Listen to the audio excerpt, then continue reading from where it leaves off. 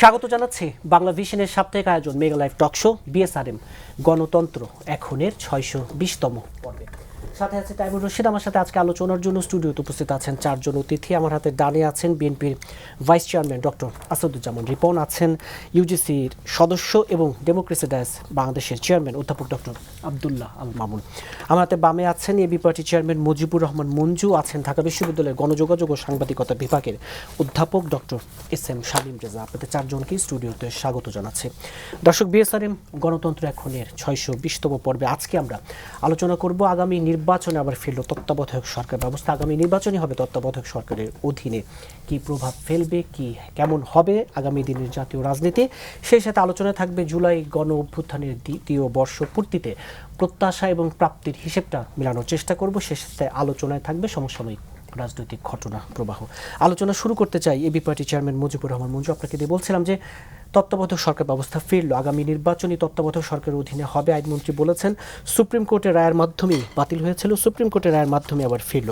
প্রশ্নটা এভাবে রাখতে চাই, আমাদের জাতীয় রাজনীতিতে সবসময় একটা বড় সংকটের জায়গা ক্ষমতার শান্তিপূর্ণ এবং একটি নিয়মতান্ত্রিক হস্তান্তর। সেই জায়গাটা কি শুধু তত্ত্বাবধায়ক সরকার ব্যবস্থা দিয়েই নিশ্চিত করা সম্ভব, নাকি আরও অনেক বিষয় আছে? ধন্যবাদ আপনাকে, সবাইকে শুভেচ্ছা। তত্ত্বাবধায়ক সরকার ব্যবস্থায় আমরা গেলাম তো একটা ঐতিহাসিক কারণে, এবং একবার মনে হতো যে আমরা আস্তে আস্তে যখন আমাদের একটা গণতান্ত্রিক প্রাতিষ্ঠানিকতা পাবে তখন একটা সময় গিয়ে তত্ত্বাবধায়ক সরকার ব্যবস্থা লাগবে না, বরং সেটা উল্টাই হলো। যে আমরা গণতন্ত্র যতটুকু পেয়েছিলাম 3টা ইলেকশনের পরে, যতটুকু পার্লামেন্টারি ডেমোক্রেসি প্র্যাকটিস হয়েছিল সেটা গিয়ে পরে আবার একনায়কতন্ত্রের দিকে চলে গেল। ফলে এবং যাওয়ার পথটাই সবসময় হয়েছে নির্বাচন, একদলীয় নির্বাচনের মধ্য দিয়ে, যার কারণে তত্ত্বাবধায়ক সরকার ব্যবস্থাটা একটা পার্মানেন্ট কনস্টিটিউশন ফর্মে আসার জন্যই দাবিটা উঠেছে, এবং সেটা হয়েছিল পঞ্চদশ সংশোধনের মাধ্যমে সেই জিনিসটা করা হয়েছিল। এখন যদি এই পঞ্চদশ সংশোধনী যেই বাতিলের যে রায় সেটা যদি বাতিল না হতো, তাহলেও আমরা আগামী নির্বাচন তত্ত্বাবধায়ক সরকার ব্যবস্থার অধীনে পেতাম, কারণ জুলাই সনদে এই ব্যাপারে আমাদের একটা ঐকমত্য হয়েছিল। কমন ঐকমত্যটা ছিল তত্ত্বাবধায়ক সরকারের ব্যাপারে, এবং বিএনপির যে 31 দফা আপনি দেখবেন সেখানে স্পষ্ট করে তত্ত্বাবধায়ক সরকার ব্যবস্থার কথাটা বলা আছে। জামাতেরও আছে, অন্যান্য দলের, আমাদের সকল দলের মধ্যে আছে। সমস্যাটা হয়েছে এক জায়গায়, এই তত্ত্বাবধায়ক সরকারের প্রধান কে হবেন। তত্ত্বাবধায়ক সরকারের প্রধান যে প্রধান বিচারপতি হবেন বা ইমিডিয়েট রিটায়ার্ড প্রধান বিচারপতি হবেন, এই জায়গাটা নিয়ে যথেষ্ট বিতর্ক তৈরি হয়েছে, এবং অনেকে মনে করছেন আমাদের বিচার বিভাগকে প্রশ্নবিদ্ধ করার এটা একটা হাব। এখানেই সবাই প্ল্যানিং করেন যে আগামী 5 বছর পরে কে প্রধান বিচারপতি হবেন বা ইমিডিয়েট প্রধান বিচারপতি কে হবেন সেটা আগে থেকে ম্যাপিং করা হচ্ছে। ম্যাপিং করতে গিয়ে নিজের দলের লোকদেরকে বিচার বিভাগে নিশ্চিত করার খেলাটা শুরু হয়েছে। এই দায় আওয়ামী লীগেরও আছে, এই দায় বিএনপিরও আছে, এবং বিএনপিকে হিস্ট্রিক্যালি এই দায়টা দেওয়া হয় এই জন্য যে তারা 2006 সালে ক্ষমতা হস্তান্তরের সময়ে বিচারপতি KM হাসানকে বয়স বৃদ্ধি জাতীয় একটা বিতর্ক সেখানে এটা সূচনাটা হয়। ফলে ওইটা কিন্তু আমাদেরকে একটা পার্মানেন্ট ক্রাইসিসের দিকে নিয়ে যায়। 1/11 থেকে শুরু করে আমরা আসলে আবার স্বৈরতান্ত্রিক ব্যবস্থায় আমাদের যেতে হয়েছে। এখন আমাদের ঐকমত্য কমিশনে যেই জায়গায় এসে ঠেকেছে, আমরা বলেছিলাম পার্লামেন্টে সরকারি দল বিরোধী দল মিলে তারা কিছু নাম প্রস্তাব করবেন, এবং সেখানে আলোচনার ভিত্তিতে তত্ত্বাবধায়ক সরকারের প্রধান হবেন, যাতে উভয় দল কারো ব্যাপারে একমত হয়। এগুলো খুব কঠিন প্রসেস, কারণ একজন নিরপেক্ষ লোকের ব্যাপারে একমত হওয়া, যেমন আমি এটা সামনাসামনির জন্য না, এমনি বলছি আলোচনার জন্য। ধরেন বিএনপিকে যদি বিএনপির 10টা নেতাকে যদি আপনি হাজির করেন বিরোধী দলের কাছে, যাচ্ছে এদের মধ্যে আপনারা ধরেন একজনকে পছন্দ করেন যে যিনি নিরপেক্ষ ভূমিকা রাখবেন, আমি মনে করি যে রিপন ভাইয়ের নাম দিলে অপোজিশন পছন্দ করতে পারে, যে হ্যাঁ ওনাকে আমরা পছন্দ করি। ধন্যবাদ আপনাকে আমার নিরপেক্ষ ব্যক্তি মানে আমি এটা উদাহরণ হিসেবে বললাম। সত্যি সত্যি নিরপেক্ষ হইতাম যদি হইতেন, যে আমরা তো তার কিছুটা স্ফুরণ, কিছুটা প্রমাণ আমরা আমাদের বর্তমান যে স্পিকার এবং ডেপুটি স্পিকারের এর ক্ষেত্রে আমরা দেখেছি। হাফিজ সাহেব বিএনপির স্ট্যান্ডিং কমিটির মেম্বার ছিলেন, হ্যাঁ, ওনাকে যখন স্পিকার দেওয়া হয়েছে বিরোধী দল তো ভোট দিয়েছে, এবার দেখলাম। ঠিক একইভাবে barrister Kaiser Kamal deputy speaker হওয়ার পরে ওনার পারফরমেন্সের ব্যাপারেও এখন পর্যন্ত আমি দেখি নাই যে অপোজিশনের কোনো কি হয়েছে। দেখেন, গতবার আমার মনে আছে বিএনপির পক্ষ থেকে এই প্রস্তাবটাও দেওয়া হয়েছিল যে প্রয়োজনে শেখ হাসিনা প্রধানমন্ত্রীর পদ থেকে সরে যাক, তাদের সিনিয়র কোনো নেতাকে চিফ এক্সিকিউটিভের দায়িত্ব দেয়, এতটুকু হলেও বিএনপি ইলেকশনে যাওয়ার জন্য ছিল, এটাগুলো পর্দার অন্তরালে নানা নেগোসিয়েশনের কথাটা ছিল। তো কিন্তু শেখ হাসিনা প্যাঁচ লাগালে উল্টা, সে বলতো যে আমরা স্বরাষ্ট্রমন্ত্রী দিব, এই দিব বিরোধী দল থেকে ইত্যাদি। অর্থাৎ প্রধান যিনি যার হাতে ক্ষমতা থাকবেন উনি যতক্ষণ পর্যন্ত ওই ব্যক্তি একারে থাকবেন ততক্ষণ ইলেকশন ভালো হবে না। পরে আরো বিস্তৃত আলোচনায় যাব। আমি যে প্রশ্নটা রাখছিলাম, আজকের এই রায়ের মধ্য দিয়ে পুরোপুরি সংকটটা কি দূর হলো কি না, অনেক একটা তো হচ্ছে এখন যদি একটা ধরেন পথটা এখন তো তৈরি হচ্ছে হলো। একটা কনস্টিটিউশনাল ফ্রেমের মধ্যে আমরা অব্লিগেশন তৈরি হয়ে গেছে। সমস্যাটা হচ্ছে কনস্টিটিউশনাল ফ্রেমে তত্ত্বাবধায়ক সরকার নির্বাচনের যে পদ্ধতিটা আছে, মানে নির্ধারণের যে পদ্ধতিটা আছে, সেই পদ্ধতিটা নিয়ে কিন্তু প্রশ্নবিদ্ধ হয়েছে। কারণ এই বিচারকদেরকে এখান থেকে সরিয়ে আনার ব্যাপারে আমাদের রিফর্মে আমরা সেটা রাখতে চেয়েছি। সেখানে বিএনপি একটা জায়গায় বিএনপির সাথে আমাদের দ্বিমত হয়েছে। বিএনপি বলেছে ফাইনালি যদি আর কোনো পথ না থাকে তাহলে পার্লামেন্টের উপর ছেড়ে দিতে হবে। তো পার্লামেন্টে তো সবসময় সরকারি দলের প্রাধান্য থাকে, সরকারি দলের তাইলে পছন্দসই ব্যক্তি হবেন তত্ত্বাবধায়ক সরকারের প্রধান, রায়ও তো তাই এবং বলা হয়েছে, সেটা যদি হয় তত্ত্বাবধায়ক তখন বিরোধী দল বলবে যে ওনার আন্ডার আমরা ইলেকশনে যাব না, সেই তো আবার আরেক প্রবলেম তৈরি হবে। সেই জায়গায় আমি মনে করি বিএনপি যদি একটু ছাড় দেয় তাহলে এই তত্ত্বাবধায়ক সরকার ইস্যুটাই এখন যেহেতু কনস্টিটিউশনে একটা জায়গায় গেছে, আর অ্যামেন্ডমেন্ট এনে বা সংস্কার করে আমরা হয়তো একটা রিয়েল জায়গায় যেতে পারবো, যাতে সবাই মিলে একজন তত্ত্বাবধায়ক সরকার প্রধান ঠিক করা যাবে। জি, আবার আপনার কাছে আসবো। ইউজিসির সদস্য এবং ডেমোক্রেসি ডায়াস বাংলাদেশের চেয়ারম্যান অধ্যাপক ডক্টর আব্দুল্লাহ আল মামুন, এই যে তত্ত্বাবধায়ক ফিরলো, কিন্তু এই যে মুজিবুর রহমান মঞ্জু বলছিলেন যে বিএনপিকে কিছুটা ছাড় দেওয়ার বিষয়, এবং শেষমেশ কিন্তু তত্ত্বাবধায়ক সরকার রূপরেখা কী হবে তা নির্ধারণ করবে সংসদে। সেই জায়গাটায় একমত হওয়াটা এবং আসলে একটা রূপরেখা এবং নিরপেক্ষ কারা থাকবেন, কারা নির্বাচিত হবেন, সেই জায়গাটা নিশ্চিত করে, এবং দিন শেষে এই যেই ক্ষমতা হস্তান্তরের যে বড় একটা সংকটের জায়গা, এই সংকট থেকে আমরা আসলে উত্তরণ ঘটাতে পারবো কিনা। আমরা মঞ্জু ভাইয়ের ওই কথাটা থেকে আমি শুরু করি যে এখন পর্যন্ত যে দুজন স্পিকার এবং ডেপুটি স্পিকার, যেমনটি উনি বললেন যে এটা এই দুজন স্পিকার সম্ভবত করে না বললে হবে, যেহেতু মঞ্জু ভাইকে কোর্ট করছি আমি, যে তাদের উপর আস্থা রাখছে এবং ওভারঅল একটা রাজনৈতিক সংস্কৃতি পরিবর্তনের প্রচেষ্টাও আমরা বিএনপির মধ্যে দেখছি। এবং একই সাথে যে সংসদে অনেক ধরনের ডিবেট হচ্ছে, এটা একটা ভালো জিনিস। এবং আমার ধারণা, কিন্তু রিপন ভাই সবচেয়ে ভালো বলতে পারবেন, যে অনলাইন এবং অফলাইনে অর্থাৎ ন্যাশনাল মিডিয়াতে সংসদের নিউজের গুরুত্ব বা ক্লিপস বা ভিডিও, লেখা, ওপিনিয়ন শামীম ভাই আরও ভালো রিফ্লেক্ট করতে পারবেন। উনি হয়তো বা ইতিহাস বলতে পারবেন ভালো, উনি মিডিয়ার দিক থেকে ব্যাখ্যা করতে পারবেন।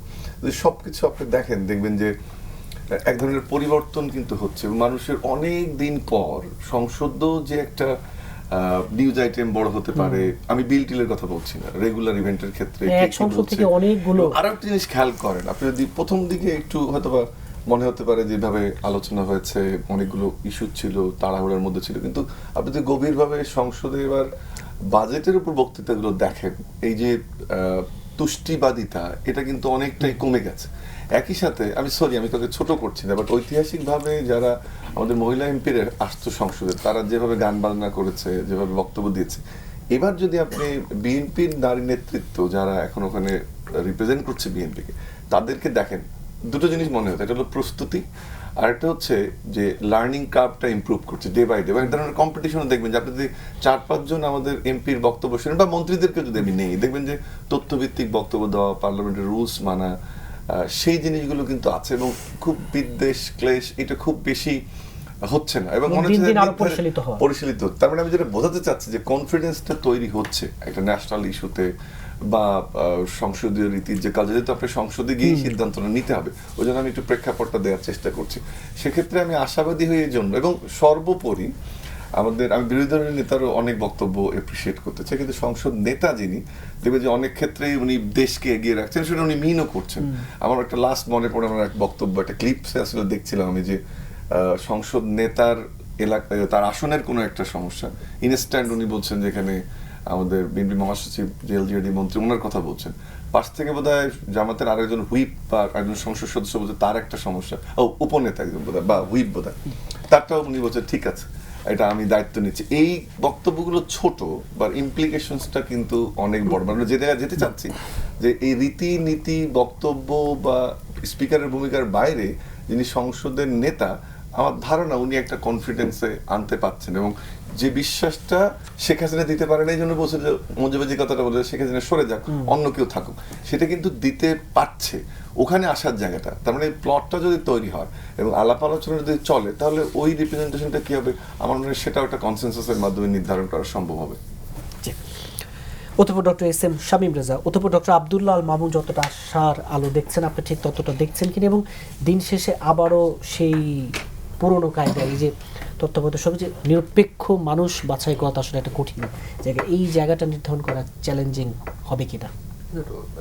অধ্যাপক মামুন সংসদের রীতিনীতি নিয়ে কথা বলছিলেন, সেটা নিঃসন্দেহে আগের চাইতে অনেক ইতিবাচক এবং ভালো উদাহরণ সেখানে তৈরি হচ্ছে।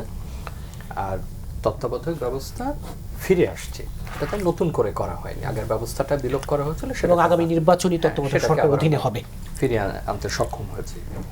দেখুন এখানে যদি 18 এবং 24-এর একটু দৃষ্টান্তও টানি, যদি তত্ত্বাবধায়ক ব্যবস্থা থাকতো তাহলে হয়তো নির্বাচনী ফলাফল অন্যরকম হলেও হতে পারত।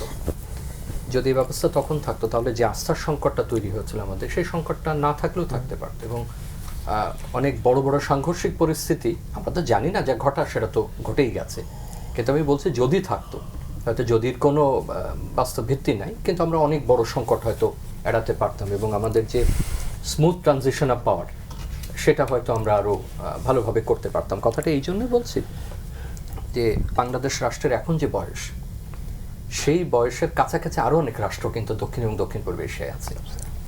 যেমন ধরুন 50-এর দশকের সেই দিকে মালয়া স্বাধীন হয়েছে, তো একই রকমভাবে সেখানে সিঙ্গাপুর, আজকে ব্রুনাই, মালয়েশিয়া আমাদের থেকে 10-12 বছরের বড় যদি বয়সে এরকম ধরি, বা আমাদের দক্ষিণ এশিয়া তো আরও দেশ আছে তারা আমাদের আগে স্বাধীন হয়েছে। ভালো মন্দ, পুরো গণতন্ত্র না থাক, বিভিন্ন রকম বক্তব্য আছে, অর্থনৈতিক অবস্থা, একটা জায়গায় কিন্তু আমাদের থেকে তারা এগিয়ে রয়েছে, তাদের নির্বাচনী ব্যবস্থা।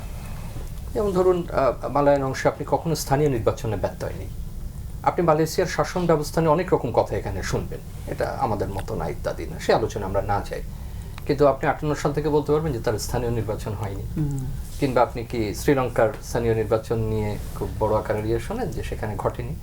তার মানে আমরা প্রায় 6 দশক বয়স হয়ে যাবে আর একটা নির্বাচনের পরপরই আমরা একটা নির্বাচনী ব্যবস্থা দাঁড় করাতে পারিনি। এর থেকে দুর্ভাগ্যর কোনো কিছু হয় না। আপনি দেখবেন যে গড়ে 10 বছর পর পর বা 12 বছর পর আপনাকে একটা আন্দোলন করতে হয় পরিবর্তনের জন্য। আমি এই কারণে আপনার প্রশ্নের উত্তরটা দেওয়ার আগে এটা বলে নিলাম যে যেখানে আপনি একটা ব্যবস্থায় একটা লম্বা সময় টেনে দেখেননি যে সেটা কি অবস্থায় দাঁড়ায়, যেমন ধরুন তত্ত্বাবধায়ক একটা বিশেষ পরিস্থিতিতে তৈরি করা হয়েছিল, প্রত্যেক ব্যবস্থাই তো সময়ের প্রয়োজনে হয়। আমরা যখন বাংলাদেশের সংবিধান হয়েছে, পরবর্তীতে একাধিক সরকার আসছে, আমরা তত্ত্বাবধায়কের ভাবনা ভাবিনি, কিন্তু আমাদের ভাবতে হয়েছে একটা সময়। তো ভাবনার পরে সেটা আপনি 2 দশক বা 3 দশক নিরবচ্ছিন্নভাবে টানতে পারলেন না। আপনি 2 বা 3 দশক যদি নিরবচ্ছিন্নভাবে টানতেন, মানে মঞ্জু ভাই সেটাই তখন বলবার হয়তো চেষ্টা করছিলেন, তাহলে আপনি ত্রুটিগুলো বের করতে পারতেন। সব পদ্ধতিরও তো ত্রুটি আছে, সুবিধা অসুবিধা আছে, আপনি এটাকে ভেঙে দিলেন। অথবা আমাদের দেখার সুযোগ হলো না যে আর কিছুদিন টিকলে এটা কি দাঁড়াতো। সুতরাং এই একই জিনিস আবার নতুন করে আমাদের এখন দেখতে হবে। এইটা বলি ইতিবাচক নোটেই যদি বলি যে এখন কিন্তু অনেকগুলো প্রসঙ্গের উত্তর আপনাকে দিতে হবে, মাঝে অনেকদিন নাই তার মানে কিন্তু এই না যে ইস্যুসগুলো নাই। যেমন আমি খুব দ্রুত বলি, পরে হয়তো আবার আসবেন। এখন নিরপেক্ষ নামে কোনো শব্দ নেই। আপনি 3 মাসের একটা বিশেষ ব্যবস্থা তৈরি করেন, একটা বাফারিং পদ্ধতির মতো, কারণ যাদেরকে দেন তাদেরও কিন্তু আপনি ঐক্যমতের ভিত্তিতেই দেন। আমাদের যে কয়টা চলেছে তাহলে বাস্তব আলোচনায় আসেন, তখন যারা প্রধান রাজনৈতিক অংশীজন ছিলেন তারাই তো নাম প্রস্তাব করেছেন, বিশিষ্ট জনদের থেকে নাম আসছে, তারপরে সবাই মিলে একটা আলাপ আলোচনার ভিত্তিতে। তো আপনি কি এইভাবে একদম বলতে পারবেন যে এটাই নিরপেক্ষ বা এটা নিরপেক্ষ না? কিন্তু তারা ওই 3 মাসে এমন কিছু কাজ করেছেন, তাদেরকে এমন কিছু পরিবেশ দেওয়া হয়েছে, এমন কিছু স্বাধীনতা দেওয়া হয়েছে, এমন কিছু সুবিধা দেওয়া হয়েছে যে তারা সেটা পূর্ণাঙ্গ ব্যবহার করে একটা সর্বোত্তম ফল দেওয়ার চেষ্টা করেছেন। এবং আমরা মনে করেছি রাজনৈতিক সরকারগুলো থাকলে এটা পারবেন না, এরও কিন্তু ঘাটতি আছে, মনে রাখতে হবে। তো আমরা সবাই থাকবো না জীবদ্দশায়, কিন্তু একসময় এটারও পুনর্মূল্যায়ন করতে হবে যে তাহলে নিরপেক্ষতার ব্যাখ্যাটা কি, বা রাজনৈতিক বিশ্বাস। আপনি কি 3 মাস পরে তাহলে বিশ্বাস হারাবেন? ধরুন এখন যারা আছে, আমি ধরুন বলছি, তত্ত্বাবধায়কের অধীনে নির্বাচন হয়ে তারা আবার আসলেন, তাহলে কি ওই কয়দিনের জন্য তারা অনিরপেক্ষ এবং তারপরে আবার তারা নিরপেক্ষ হয়ে উঠবেন? এগুলো তো কোনো উত্তর নেই। আপনাকে একটা ব্যবস্থা নিয়ে কথা বলতে হবে, এটা কাঠামো। তত্ত্বাবধায়কটাকে যতটুকু না নিরপেক্ষ, তার চাইতে এটাকে একটা ব্যবস্থা হিসাবে দেখতে হবে, যে ব্যবস্থার সময় এমন কিছু জিনিস আপনি প্রয়োগ করতে পারেন যেটা রাজনৈতিক সরকারের ক্ষেত্রে সীমাবদ্ধতা তৈরি হয়, তাদের অনেক বিধিনিষেধ থাকে বা অনেক ধরনের ইস্যুস থাকে, তারা পেরে ওঠেন না। কিন্তু এখানে আপনাকে এখন স্মরণ রাখতে হবে, ওনার কথাটাকে বলি বড় একটা ইস্যু তৈরি হচ্ছিল প্রধান বিচারপতি অর্থাৎ সর্বশেষ প্রধান বিচারপতিকে নিয়ে। এইবার যদি খোলাখুলি বলি, এটা নিয়ে তো নাগরিক সমাজের মধ্যেও এক ধরনের প্রতিযোগিতা আমরা লক্ষ্য করেছি। এটার মধ্যে উন্নয়ন কাজে যারা যুক্ত থাকেন তাদেরও আমরা এক ধরনের রাজনৈতিক সংশ্লেষ লক্ষ্য করেছি। উন্নয়নমূলক কাজ মানে আমি বলতে যাচ্ছি development Partner, development partner development পার্টনার্সদের বা অন্যান্য যারা, মানে এনজিও। আমি কোনো বিশেষ লেভেলেও যদি না যাই, অর্থাৎ আমি নাগরিক সমাজের মধ্যেই রাখি শব্দটাকে, তো সাবেক সরকারি কর্মকর্তারা তার মধ্যে থেকেছেন। তো আপনি তো সেটটা নিরপেক্ষ অনিরপেক্ষ প্রশ্ন না, আপনি তো এমনও সাবেক কর্মকর্তা দেখেছেন তার সময় তিনি কোনো পরিবর্তন করেননি, কিন্তু তাকে আবার আপনি কে নিরপেক্ষ হিসাবে নিয়ে আসেন। অর্থাৎ আমি যেটা সরলভাবে বুঝতে চাই, পুরনো একটা ব্যবস্থা, এই ব্যবস্থাটা আমাদের একটা ভালো ফল দিয়েছিল। আমরা যেগুলো রাজনৈতিক সরকারের অনেকদিন দেশ পরিচালনা করলে তো তার কিছু দায়বদ্ধতা তৈরি হয়, তার কাছে এটা খুবই স্বাভাবিক। এটাকে আমি নিরপেক্ষ না বলে বলবো যে এটা একটা ভালো কাঠামো আমাদের ফিরে আসছে। আমরা অনেকদিন নির্বাচনী ব্যবস্থায় দাঁড় করাতে পারিনি, যেটুকু দাঁড় করিয়েছে সেটাকে আমরা ভেঙে ফেলেছি, সেটাকে আবার আমরা একটা ফিরিয়ে আনার নতুন করে একটা প্রচেষ্টা আমরা নিতে পারি। জি, ডক্টর আসাদুজ্জামান রিপন, একেবারে যদি ভেবে সরাসরি প্রশ্নটা রাখি, এই যে তত্ত্বাবধায়ক সরকার ফিরলো, আগামী নির্বাচনটা তত্ত্বাবধায়ক সরকারের অধীনে হবে, এই যে তত্ত্বাবধায়ক সরকারের কাঠামোটা কি, প্রধান কে হবেন, বিএনপি আসলে কি ভাবছে বা দলীয় ফোরাম? এটা এখন পর্যন্ত ভাবার ব্যাপার না, কেবল রায়টা হলো, পূর্ণাঙ্গ রায় প্রকাশিত হয়নি, তাই না? তো এটা যদি আজকে রাতেই যদি চিন্তা করতে চান, যদি চিন্তা করতে চান, আমি মনে করি সেটা হচ্ছে যে ক্রাইসিস যেটা, এক্সকিউজ মি, এটা আপনি যদি জিয়ে রাখতে চান, এটা আপনি জিয়ে রাখতে পারবেন। ঐকমত্যের ব্যাপারটা হচ্ছে কি, আপনি কিছু ছাড় দেবেন, আমি কিছু ছাড় দেবো, এগুলো মিলেই তো আপনার মানে একটা জায়গায় পৌঁছবো। আর সত্যি কথা বলতে কি, আপনার এটা কাঠামো দাঁড় করানোটা খুব জরুরি, খুবই জরুরি। যেমন দেখবেন যে আপনার 3টা নির্বাচন আপনার তত্ত্বাবধায়ক সরকারের অধীনে হলো, মোটা দাগে কিন্তু ছোটোখাটো সমালোচনা, যারা হেরে গেছেন, সূক্ষ্ম স্থূল কারচুপি, এই ধরনের নানা ধরনের মানে পার্শ্ব মানে মন্তব্য ছিল, কিন্তু ওয়ার্ল্ড ওয়াইড এই নির্বাচনগুলো কিন্তু অ্যাপ্রিসিয়েটেড ছিল, তাই না? উনি একটা চমৎকার কথা বলেছেন, এনভায়রনমেন্ট ইজ ভেরি ইম্পর্টেন্ট। যারা আসবেন তাদের তো কাজ করার সুযোগ দিতে হবে। যেমন আমি যদি বলি, প্রথমবার জাস্টিস শাহাবুদ্দিন যখন দায়িত্বে আসলেন প্রথম তত্ত্বাবধায়ক হিসেবে, মানে তখন তত্ত্বাবধায়ক না, ইনফ্যাক্ট একটা ইন্টারিম গভর্নমেন্ট, ফার্স্ট 90-র পরে, রাইট, মানে নেচারটা অনেকটা ওরকমই ছিল। তো উনি তো বলেই নিয়েছিলেন যে আমি কিন্তু আবার বেঞ্চে ফেরত যাব। অতএব উনি সেইভাবে অ্যাক্ট করেছেন যাতে ওনার বেঞ্চে ফেরত যেতে, অর্থাৎ প্রধান বিচারপতির পদে ফেরত যেতে যাতে কন্ট্রোভার্সি তৈরি না হয়। আবার আমি ব্যক্তিগতভাবে মনে করি, অনেস্টলি বলি, এটা আমার পার্সোনাল অবজারভেশন, আমার ধারণা উনি যদি ভোট দিয়ে থাকেন, উনি তো ভোট দিয়েছিলেন বোধ হয়, সার্টেনলি উনি কোনো না কোনো ভোট দিয়েছে। রিপন ভাই, একটা পত্রিকার শিরোনামও হয়েছিল যে তত্ত্বাবধায়ক সরকার প্রধান নিরপেক্ষতা হারাচ্ছে, রাইট, কৌতুক করে। এবং হ্যাঁ, উনি কোনো না কোনো মার্কে ভোট দিয়েছেন। কোন যেই মার্কাটা উনি ভোট দিয়েছেন সেটা আমি জানি, মানে অনুমান করি, কিন্তু সেটা আমি পাবলিকলি বললাম না। কিন্তু ওনার throughout his act, I must say, throughout his act উনি অ্যাবসলিউটলি ওই পদের মর্যাদা রক্ষা করেছেন। তো উনি প্রয়াত হয়েছেন, ওনার প্রতি, ওনার মানে আত্মার প্রতি আমি গভীর মানে শ্রদ্ধা নিবেদন করছি। ওনার এই নীতির প্রশ্ন উনি আপোষ করেননি, অর্থাৎ সাদাকে সাদা বলেছেন, কালোকে কালো বলেছেন, একটা নীতির মধ্যেই ছিলেন। আবার যদি জাস্টিস লতিফুর রহমানের কথা বলি, যেই লতিফুর রহমানকে অনেক মানে বিতর্কে আওয়ামী লীগ তোলার চেষ্টা করেছে, উনি ছিলেন আওয়ামী লীগের, উনি আমার সম্পর্কে বলছেন যে আমি ইতিহাস হয়তো বলতে, হ্যাঁ ইতিহাস আমি জানি, মানুষের ব্যাকগ্রাউন্ড জানাটা এটা আমার আগ্রহ। তো লতিফুর রহমান সাহেব উনি একসময় যশোর আওয়ামী লীগের প্রচার সম্পাদক ছিলেন, হ্যাঁ, এবং পরবর্তীতে তিনি ওই আইনজীবী হিসেবে করতে করতে তিনি মানে বিচারপতি হয়েছেন, যেটা হয় প্র্যাকটিসিং লয়ারদের থেকে বিচারপতি নিয়োগ পাওয়া, তারপর প্রধান বিচারপতি পদে সমাসীন হয়েছিলেন। উনি দায়িত্বে আসার পরে উনি ইনস্ট্যান্টলি যে সমস্ত বদলিগুলো করলেন, মানে একটা হ্যাভক তৈরি করে ফেললেন সবার মধ্যে, যে কখন কাকে ধরে, মানে এটা ওই যে বলে যে বিয়ের রাতে প্রথম রাতে বিড়াল টিড়াল মারতে হয় নাকি শুনি, এখন এরা ভালো বলতে পারবে, আমরা তো বলতে পারবো না, তাই না? আপনি তো মারেন নাই প্রথম রাতে, আমরা খবর পেয়েছিল না, আমি বিড়াল মারা অত পারদর্শী নই, বিড়াল ছিল না।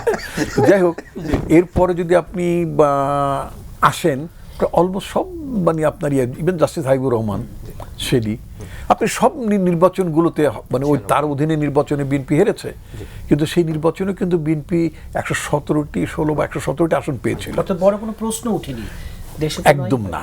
এখন এই যে আপনার তত্ত্বাবধায়ক সরকার অধীনে একটা নির্বাচন, সেটা আমরা মোটামুটি নিশ্চিত বিগত এটা আদালতের রায়, তাই না?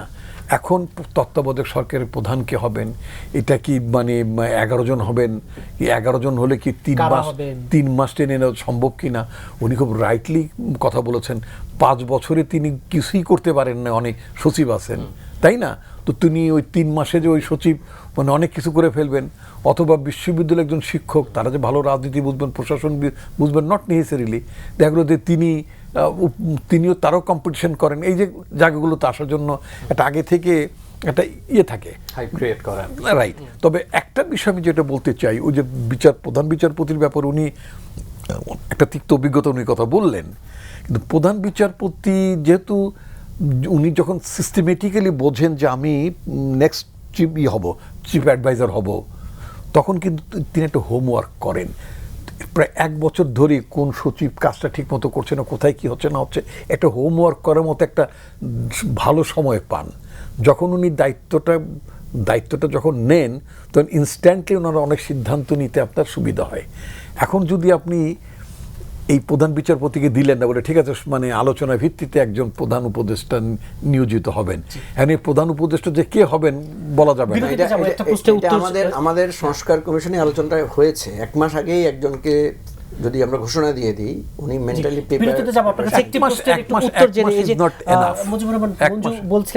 আলোচনাটা আছে বিএনপি যেহেতু ক্ষমতায়, সেটি কাঠামো দাঁড়াতে বিএনপি আসলে কতটা ছাড় দেবে একমত। বিষয়টা শোনেন, ক্ষমতার বিষয়টা না, বিষয়টা হচ্ছে আমরা একটা ভালো নির্বাচন চাই, একটা প্রশ্নহীন নির্বাচন চাই, তাই না? প্রশ্নহীন নির্বাচনটা এই কারণে করতে হবে, আদালতে আমি গণতন্ত্রকে কনসলিডেট করতে পারবো না, এবং গণতন্ত্রকে যদি কনসলিডেট করতে না পারি, নির্বাচন নিয়ে যদি প্রশ্ন ওঠে, ছাড়ের বিষয়টা না তো, অ্যাকোমোডেট করা। ছাড় বলবেন কেন? ছাড় দেওয়ার ব্যাপার না, এটা কাকে ছাড়? বিএনপি মোটেও ছাড় দেবে না, ছাড়, ঠিক আছে, এটা তা বলছে না, না সেটা বলছে, ছাড়ের বিষয়টা না, বিষয়টা একটা ভালো নির্বাচন করার জন্য যা যা করার দরকার বিএনপি সরকার তাই করবে। জি, এটি বিরতিতে যাচ্ছে, বিরতির পর আবার এই আলোচনায় ফিরছে। দর্শক, বিএসআরএম গণতন্ত্র এখনই একটি ছোট বিরতির সাথে থাকুন, ফিরছে বিরতির পর। বিরতির পর আবারও স্বাগত জানাচ্ছি বিএসআরএম গণতন্ত্র এখনে। মুজিবুর রহমান মঞ্জু, জুলাই গণ অভ্যুত্থানের 2য় বর্ষপূর্তি একেবারে কাছাকাছি, আমরা পরের দিকে যাচ্ছি। এই 2য় বর্ষপূর্তিতে দাঁড়িয়ে বারবারই কথাটা বলা হচ্ছে যে আমি শুরুতে যেটা বলছিলাম, প্রত্যাশা এবং প্রাপ্তির হিসেবটা মিলানো। কেউ কেউ আশা এখনো বুক বাঁধতে চান, কেউ কেউ আবার একেবারেই নিরাশার বক্তব্য দেন। আপনাদের আজকে একটা আলোচনা সভাও ছিল এই নিয়ে। আসলে এই মেলবন্ধনটা আপনারা কিভাবে দেখেন, এই যে প্রত্যাশা এবং প্রাপ্তির হিসেবটুকু? আমরা এটা বারবার বলেছি যে প্রত্যাশা এবং প্রাপ্তির একটা গ্যাপ থাকে সবসময়, এবং মানুষ হচ্ছে তার প্রত্যাশা ক্রমশ বাড়তে থাকে। আমি যখন একটা জিনিস পেতে যাই, যখন পাই, তখন মনে করি সার একটু ভালো করে পেলে হয়তো ভালো হতো। জুলাই অভ্যুত্থানের শুরুটা হয়েছিল বৈষম্য, কোটা, এগুলো দিয়ে, এবং এটা চূড়ান্ত পরিণতি হয়েছে শেখ হাসিনার পতন এবং পলায়নের মধ্য দিয়ে। দীর্ঘদিন থেকে আমাদের মধ্যে কিন্তু একটা সংস্কারের আলাপ ছিল। আপনি দেখেছেন যে বিএনপি যে শুধু ক্ষমতার পরিবর্তন হলেই হতো, কিন্তু সে কিন্তু একটা 31 দফার রূপরেখা দিয়েছে, এবং এই 31 দফার রূপরেখা কিন্তু শুধু বিএনপির একার না, এটা অন্যান্যদের, তার সমগোত্রীয় দলদের সাথেও নানা ধরনের কনসালটেশন প্রসেসের মধ্য দিয়ে এটা ম্যাচিউর হয়েছে। ফলে আমাদের একটা জাতীয় আকাঙ্ক্ষা তৈরি হয়েছে যে আমরা একটা সংস্কারে যাব, আমরা একটা নতুন প্রেক্ষাপটে যাব, নতুন অবস্থায় যাব। আমরা যখন সংস্কার কমিশনে আলোচনা করছিলাম, তখন আমাদের কাছে মনে হয়েছে যে বিএনপি তার অ্যাবসেন্ট অকুপাইড একটা মেন্টালিটি ধারণ করছে যে বিএনপি আগামী দিনে ক্ষমতায় আসবে। বিগত 3টা ইলেকশনেই বিএনপি পপুলার ছিল, এবং আওয়ামী লীগ এটা টের পেয়েছে বলেই সে বিএনপিকে ইলেকশনে পার্টিসিপেট করতে দেয় নাই। ফলে এই স্ট্যাটাস কোটাও মানে কন্টিনিউ করছিল। তো আমরা সবসময় দেখি যে যারা ক্ষমতাবান হন তারা কিন্তু সংস্কার পছন্দ করেন না, তারা মনে করেন ঠিকই তো আছে এক্সিস্টিং, এটাকেই তারা বহন করবেন। ফলে আমাদের যখন ঐকমত্য কমিশনে আমরা যখন বসলাম, তখন স্বাভাবিকভাবেই আমরা চাচ্ছিলাম যে আমরা সংস্কারের জায়গাটায় আমরা সবাই একমত হই। আর বিএনপির পক্ষ থেকে মনে হচ্ছিল যে আমাদের হাত পা বেঁধে আমাদেরকে এমন একটা সরকার চালাইতে, মানে আপনারা নিয়ে যেতে চাচ্ছেন যে সরকারে আমরা নানা বন্ধনের মধ্যে আবদ্ধ হয়ে যাব। এবং আমরা তো এটা স্বীকারও করেছি, হ্যাঁ আমরা তো আপনাদেরকে বন্ধনে আবদ্ধ করতে চাই, কারণ যে কথাটা সেখানে বিএনপি নেতারা বারবার বলেছিলেন যে সরকারকে আপনারা মানে সরকারের শক্তি কমাতে চান কেন? আমরা বলছি হ্যাঁ সরকারের শক্তি কমাতে চাই এই জন্য যে জনগণের শক্তি যাতে সরকারের উপরে প্রাধান্য বিস্তার করে। আপনি দেখবেন সমালোচনার আকারে আমি বলছি, এই যে অন্তর্বর্তীকালীন সরকার যেটা ছিল, আপনি দেখেছেন প্রফেসর ইউনূসের বাসার সামনে অন্তত শতাধিক আন্দোলন হয়েছে, ঠিক আছে? অ্যাপারেন্টলি মনে হয়েছে সরকার খুব দুর্বল, এবং আমরা নিজেরাও প্রফেসর ইউনূসকে বলেছি আপনি আরো কর্তৃত্ব খাটাচ্ছেন না কেন? এতদিনে এতগুলো আন্দোলন আমরা নিজেরাই বলেছি আপনার কর্তৃত্ব তো কম কেন, আপনি আরো কর্তৃত্বশীল হন না কেন? আমার মনে হয় অন্তত 8-10টা বক্তব্য পাবেন যেখানে আমি বলেছি এই সরকারের কোনো কর্তৃত্বই নাই, ঠিক আছে? তো দেখেন এটা সত্য যে প্রফেসর ইউনূসের সময় আমরা সবাইকে শক্তিশালী মনে করেছি। এখন কিন্তু আমরা মনে করছি বিএনপি বেশি শক্তিশালী, বিএনপি সরকারি দল, আমরা বিরোধী দল। তখন কিন্তু আমরা একে অপরের দিকে আঙ্গুল তুলতাম। বহুদিন ডক্টর মামুনকে আমরা বলেছি এই আপনি তো মামুন আমাদের দিকে, মামুন সাহেব আমাদের দিকে আঙ্গুল তুলতে বলছে, আপনারাই তো সরকার চালান। আমরা কিন্তু দুষ্টামি করে হলে এই ধরনের কথাগুলো বলেছি। তার মানে কি? তার মানে হচ্ছে সবাই মিলে গভর্নমেন্টকে ওন করা যে জায়গাটা, এটা কিন্তু সরকারের হওয়া উচিত। একজন রাষ্ট্র ক্ষমতায় থাকবে সত্য, কিন্তু প্রত্যেকটা নাগরিক মনে করবে যে আমার একটা কর্তৃত্ব আছে, আমার একটা অবস্থান আছে, বাট সেটা নিয়ন্ত্রিত হবে আইনের মধ্য দিয়ে, নিয়ন্ত্রিত সমঝোতার মধ্য দিয়ে। এই প্রফেসর মামুন একটু আগে একটা কথা বলেছেন, আমি এটা সূত্র ধরে একটা কথা বলতে চাই। উনি বলেছেন যে প্রধানমন্ত্রী অনেক উদারভাবে বিষয়গুলো হ্যান্ডেল করছেন, অনেক কিছু শেয়ার করছেন, অনেক জিনিস আছে যে যেটা অতীতে করেন নাই সেটার ধরনের এক ধরনের নতুন কালচার উনি তৈরি করছেন। হ্যাঁ, আমারও তো সেই প্রশ্ন যে উনি যেহেতু এত উদার হতে পারছেন, তাহলে কেন তত্ত্বাবধায়ক সরকারটা নেতৃত্বটা আবার পার্লামেন্টের হাতে রেখে দিতে চান বিএনপি? বিএনপি যেহেতু এটাই চাচ্ছে, এই প্র্যাকটিসে যেতে চাচ্ছে, সুতরাং এটাকে যেভাবে অ্যামেন্ডমেন্ট আমরা চেয়েছিলাম, পরিবর্তনটা চেয়েছিলাম যে সবাই মিলে তত্ত্বাবধায়ক সরকারটা আমরা ঠিক করি, এই জায়গায় তো অত্যন্ত পরিষ্কার যে ধরেন সরকারে যদি তারেক রহমান না থাকেন, সরকারে যদি শফিক রহমান না থাকেন, বা শেখ হাসিনা না থাকেন, বা খালেদা জিয়া না থাকেন, অন্য যে কেউ, তিনি বিচারপতি হাবিবুর রহমান হোক, তিনি লতিফুর রহমান হোক, ওই যে আওয়ামী ব্যাকগ্রাউন্ডের শাহাবুদ্দিন আহমেদ হোক বা লতিফুর রহমান হোক, কম্পারেটিভলি আমরা একটা বেটার ইলেকশন পাচ্ছি। প্রফেসর ইউনূসের কথা ধরেন আমরা সবাই মিলে তো ওনাকে ইমাম মেনেছি, মানে নেতা মেনেছি। তো যত সমালোচনায় থাকুক একটা বেটার ইলেকশন তো আমরা পেয়েছি। বিতর্ক আছে ইলেকশন নিয়ে, নানা ধরনের মানে কি বলে বাদ অনুবাদ, অভিযোগ অনুযোগ আছে। কথা হচ্ছে এমন একজন লিডারশিপ দরকার, যেটা আমি ডক্টর শামীমের সাথে একমত, যে উনি যদি দলীয় মানে উনি যদি নিরপেক্ষ নাও হন, কিন্তু উনি যদি নির্দলীয়ভাবে ভূমিকা রাখেন, তাহলে কিন্তু আমরা একটা ভালো ইলেকশন। একেবারে ছোট করে সংস্কারের তাহলে ভবিষ্যৎ কি দেখেন? আচ্ছা, আপনি যেটা বলছেন দ্বিতীয় বর্ষপূর্তিতে এসে আমরা সংস্কারের যে জায়গাটা দেখি, প্রথমত প্রাইমারিলি আমরা কিন্তু হতাশ যে বিএনপির কাছ থেকে আমরা যেটা চেয়েছিলাম, যেমন আপনি জানেন যে কয়েকটা আইন বিএনপি পরিণত করে নাই, যেখানে আমাদের একটু, যেমন বিচার বিভাগে সচিবালয় থেকে শুরু করে একটা সুপ্রিম জুডিশিয়াল অ্যাপয়েন্টমেন্ট কমিটি হয়েছিল, বিএনপি কিন্তু সেটাকে আইনে পরিণত করে নাই। বলেছে কি যে আমরা আরও বেটার আইন করব। তো ভাই, যেটা বেটার যদ্দূর হয়েছে ওটা রেখে দিয়ে আরও বেটার করতেন তাহলে তো ভালো ছিল। এখানে একটা সংশয় দেখা দিয়েছে। আমার প্রশ্ন এখানে, ধরেন বুদ্ধিজীবী রাজনীতিবিদরা আছেন, দুদকে আপনি কর্তৃত্ব রাখতে চান কেন? আপনি বিচার বিভাগে কর্তৃত্বটা রাখতে চান কেন? আপনি পিএসসিতে কর্তৃত্বটা রাখতে চান কেন? হোয়াই? এই যে কর্তৃত্বটা রাখতে চান, আপনার অলক্ষ্যে এটাই আপনাকে কর্তৃত্ববাদী এবং ফেসিবাদ বানাবে। সেই জন্য আমরা বলছি আপনি এত কিছু ছাড়তে পারছেন, এত স্যাক্রিফাইস করতে পারছেন, বিরোধী দলকে এত সম্মান দেখানোর কথা বলছেন, তাহলে এইটাতে আপনি ছাড় দিলে সমস্যাটা কোথায়? অধ্যাপক ডক্টর আব্দুল আল মামুন, এই যে দ্বিতীয় বর্ষপূর্তিতে প্রত্যাশা প্রাপ্তির হিসেবটা আপনি কীভাবে মিলাবেন, এবং এই যে কিছু জায়গায় হতাশা বিএনপির, এই কথাগুলো তো রাজনীতির মাঠে আছেই, এই যে প্রতিশ্রুতি না রাখা, প্রতিশ্রুতি ভঙ্গের এই যে অভিযোগগুলো আপনি কিভাবে দেখেন? কেন জানি আপনি বারবার আজকে মুজিব ভাই বলার পরেই আমাকে নিয়ে এসেছেন যে উত্তর দিতে। না, বিএনপির একেবারে শেষে সবার মানে ঝগড়া লাগানোর জন্য। এটা ভালোবাসার বহিঃপ্রকাশ। একটা জিনিস দিয়ে শুরু করি, সেটা হচ্ছে যে মুজিব ভাই যে কথাটা বললো যে কেন কনসেনসাসের মাধ্যমে না, এটাই আমাদের আর্গুমেন্টটা ছিল। দেখেন, আজকে 15 অ্যামেন্ডমেন্টের অনেক আলোচনা আমরা করছি, একটা জায়গায় যে 7 খ যেটা ঠিক আছে, ওটার কারণ ছিল সেনাবাহিনী একটা ইয়ে, কিন্তু আমরা কিন্তু আজকে একটা আলোচনার বড় অংশ মিডিয়াতে যে পার্লামেন্টারি যে বেসিক স্ট্রাকচার বা সুপ্রিমেসির যেটা একটা প্রশ্নবিদ্ধ হয়ে গিয়েছিল এটার কারণে, হ্যাঁ ওটা হয়তোবা আমরা ওটাকে দুইভাবে ব্যাখ্যা করতে পারি, যে ওটা তো ভালো কাজ করেছিল যে সেনাবাহিনী যেন ক্ষমতা না আসে বা অসাংবিধানিক পদ্ধতিতে, কিন্তু আমরা জানি ওটার মাধ্যমে একটা থ্রেট এই ফ্যাসিজম এলিমিনেট করার চেষ্টা করেছিল, তার মানে ওটা রেস্টোর হয়েছে। এখন পার্লামেন্ট অ্যাক্টিভ, পার্লামেন্টে সিদ্ধান্ত হবে। এখন রিপ্রেজেন্টেশন, আপনি যদি পার্লামেন্টারি ডেমোক্রেসিতে থাকেন তো পার্লামেন্টে তো নির্ধারণ করতে হবে যে এটার কে স্ট্রাকচারটা কেমন হবে। যেটা হয়েছে যে যেটা ডকুমেন্টে ইভলভ করেছে থ্রু সংস্কার কমিশন, সেই ডকুমেন্টটা কিভাবে অ্যাকসেপ্ট হয় সেটা দেখার বিষয় হবে তখন, কিন্তু পার্লামেন্টই সিদ্ধান্ত হতে হবে বলে আমি ব্যক্তিগতভাবে মনে করি। দ্বিতীয় আরেকটা জিনিস দেখেন যে এই পার্লামেন্টে কোন সিদ্ধান্তের কথা বলছেন? প্রধান তত্ত্বাবধায়ক সরকারের প্রধান না, যে কোনো সিদ্ধান্তের কথা আমি বলছি যে সব এখন আসেন যে হ্যাঁ বলেন না, ওখানে পার্লামেন্টের সরকারি দল বিরোধী দলের প্রস্তাবনার আলোকে ছিল এটা, কিন্তু ফাইনালি যেটা বলা হচ্ছে যে যদি এই প্রসেসগুলো ফেল করে তাহলে পার্লামেন্ট সিদ্ধান্ত নেবে, তার মানে আসলে মানে সংখ্যাগরিষ্ঠ দল সিদ্ধান্ত নেবে। আমি তো সেদিকেই যাচ্ছি না, এটাই আমরা বলছি। আমি বলছি আপনি সংখ্যাগরিষ্ঠ দল সিদ্ধান্ত নেবে সেদিকে না গিয়ে আপনি পার্লামেন্ট সিদ্ধান্ত নেবে। পার্লামেন্ট তো আছে, পার্লামেন্টের অপশন আছে। যে দল, সেটাই বলছি যে আপনাকে তো পার্লামেন্টারি সিস্টেমটা মানতে হবে, আপনার পার্লামেন্টারি ডেমোক্রেসি থাকলে সেটা তো মানতে হবে আপনাকে, তার বাইরে তো আপনি নন।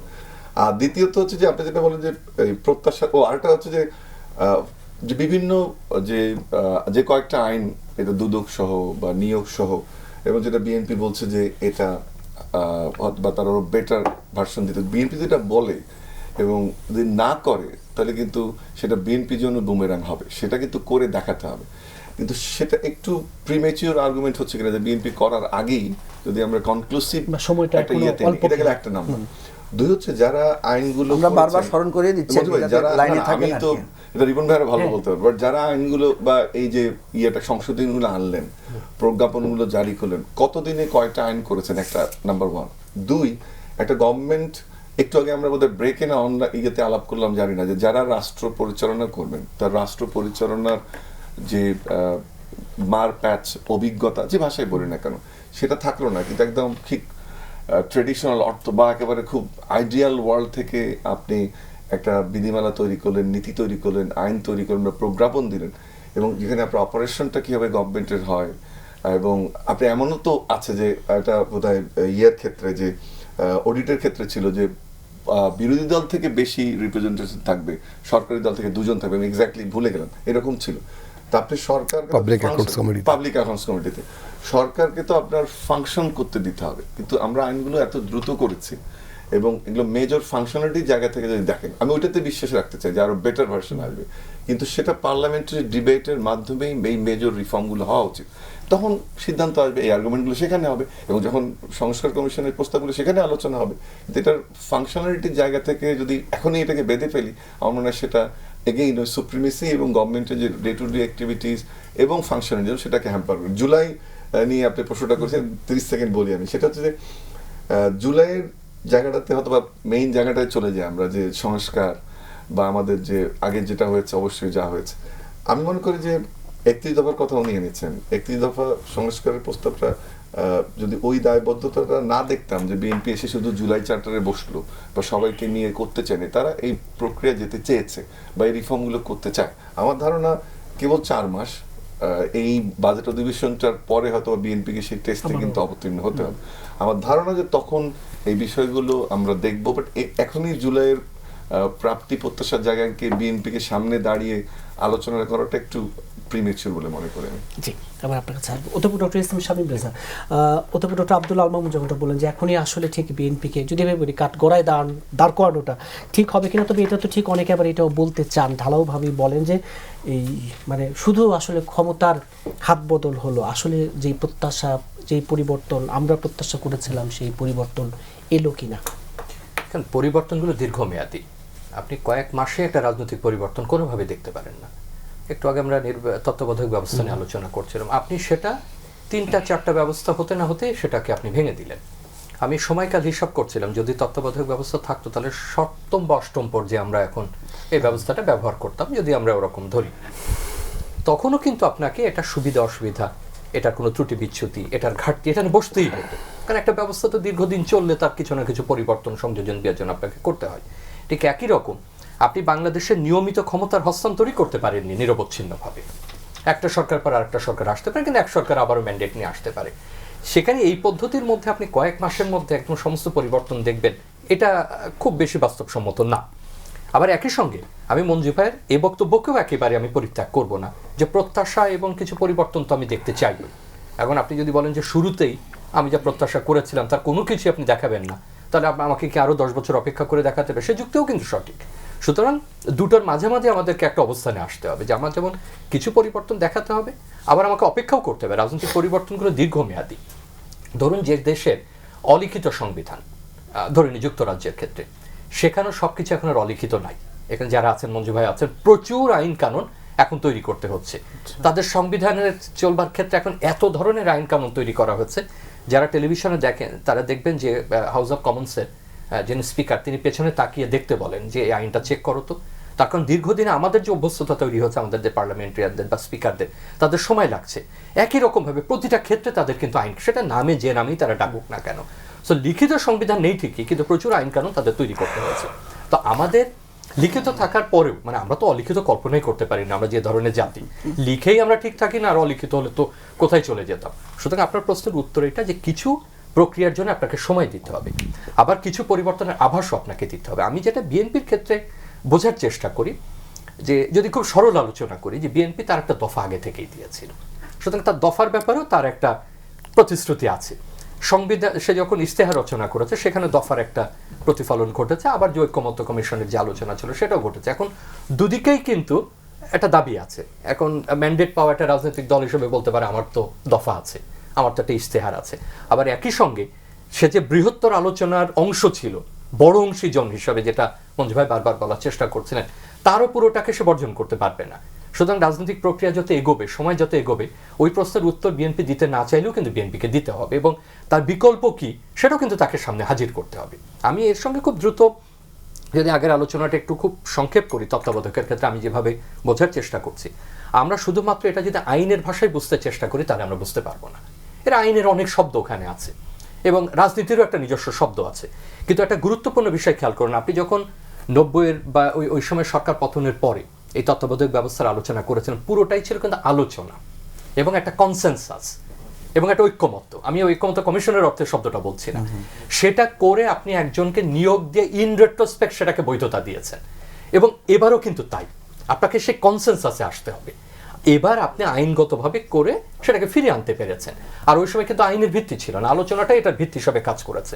তার অর্থটা হলো আমরা যত আইনের আলোচনা করব, এটা আপনার জন্য প্রাসঙ্গিক, মঞ্জু ভাইয়ের জন্য প্রাসঙ্গিক, রিপন ভাই, আমাদের জন্য প্রাসঙ্গিক হতে পারে। জনগণের সঙ্গে আছে কিনা, এই ব্যবস্থার সঙ্গে জনগণকে সম্পৃক্ত করতে হবে, তাকে বোঝাতে হবে কেন তুমি তত্ত্বাবধায়ক ব্যবস্থা চেয়েছো। এবং একটু যদি 1 মিনিট বলতে দেন, আমরা আলোচনাগুলো তো দ্রুত ছেড়ে দিই। এই কনসেনসাসটা যদি আমরা ভিত্তি হিসাবে রাখি, তাহলে এটা কোন স্পেসে আমরা তৈরি করছি, মানে যেটা ডক্টর মামুনও বলছিলেন, এটাকে সংবিধান করবে নাকি বিশেষ কমিটি করে করব, না আমরা কি এক জায়গায় বসে করব, এইটার চাইতে বড় জিনিস হবে যে জনগণকে আপনি বোঝাতে পারছেন কিনা, এবং এটার ভিত্তি কনসেনসাস হচ্ছে কিনা। মঞ্জু ভাই, আপনি যদি একমত হন যে সেটা এটার দার্শনিক ভিত্তি, পলিটিক্যাল ফিলোসফি এইটা, আর আপনি মৌলিক কয়েকটা জিনিসও যদি একমত যে কেন করছি, আমি ক্ষমতার স্মুথ হস্তান্তর, আমি ওই সময় নির্বাচনী ব্যবস্থাটা যাতে হস্তক্ষেপ কেউ না করতে পারে। একটা রাজনৈতিক সরকার 5 বছর যখন চলে, তার তো কিছু সীমাবদ্ধতা তৈরি হয়, তার কিছু প্রভাব তৈরি হয়, সে প্রভাবের বাইরে গিয়ে আমি কাজ করব, আর বাকিরা তো রুটিন ওয়ার্ক করবে।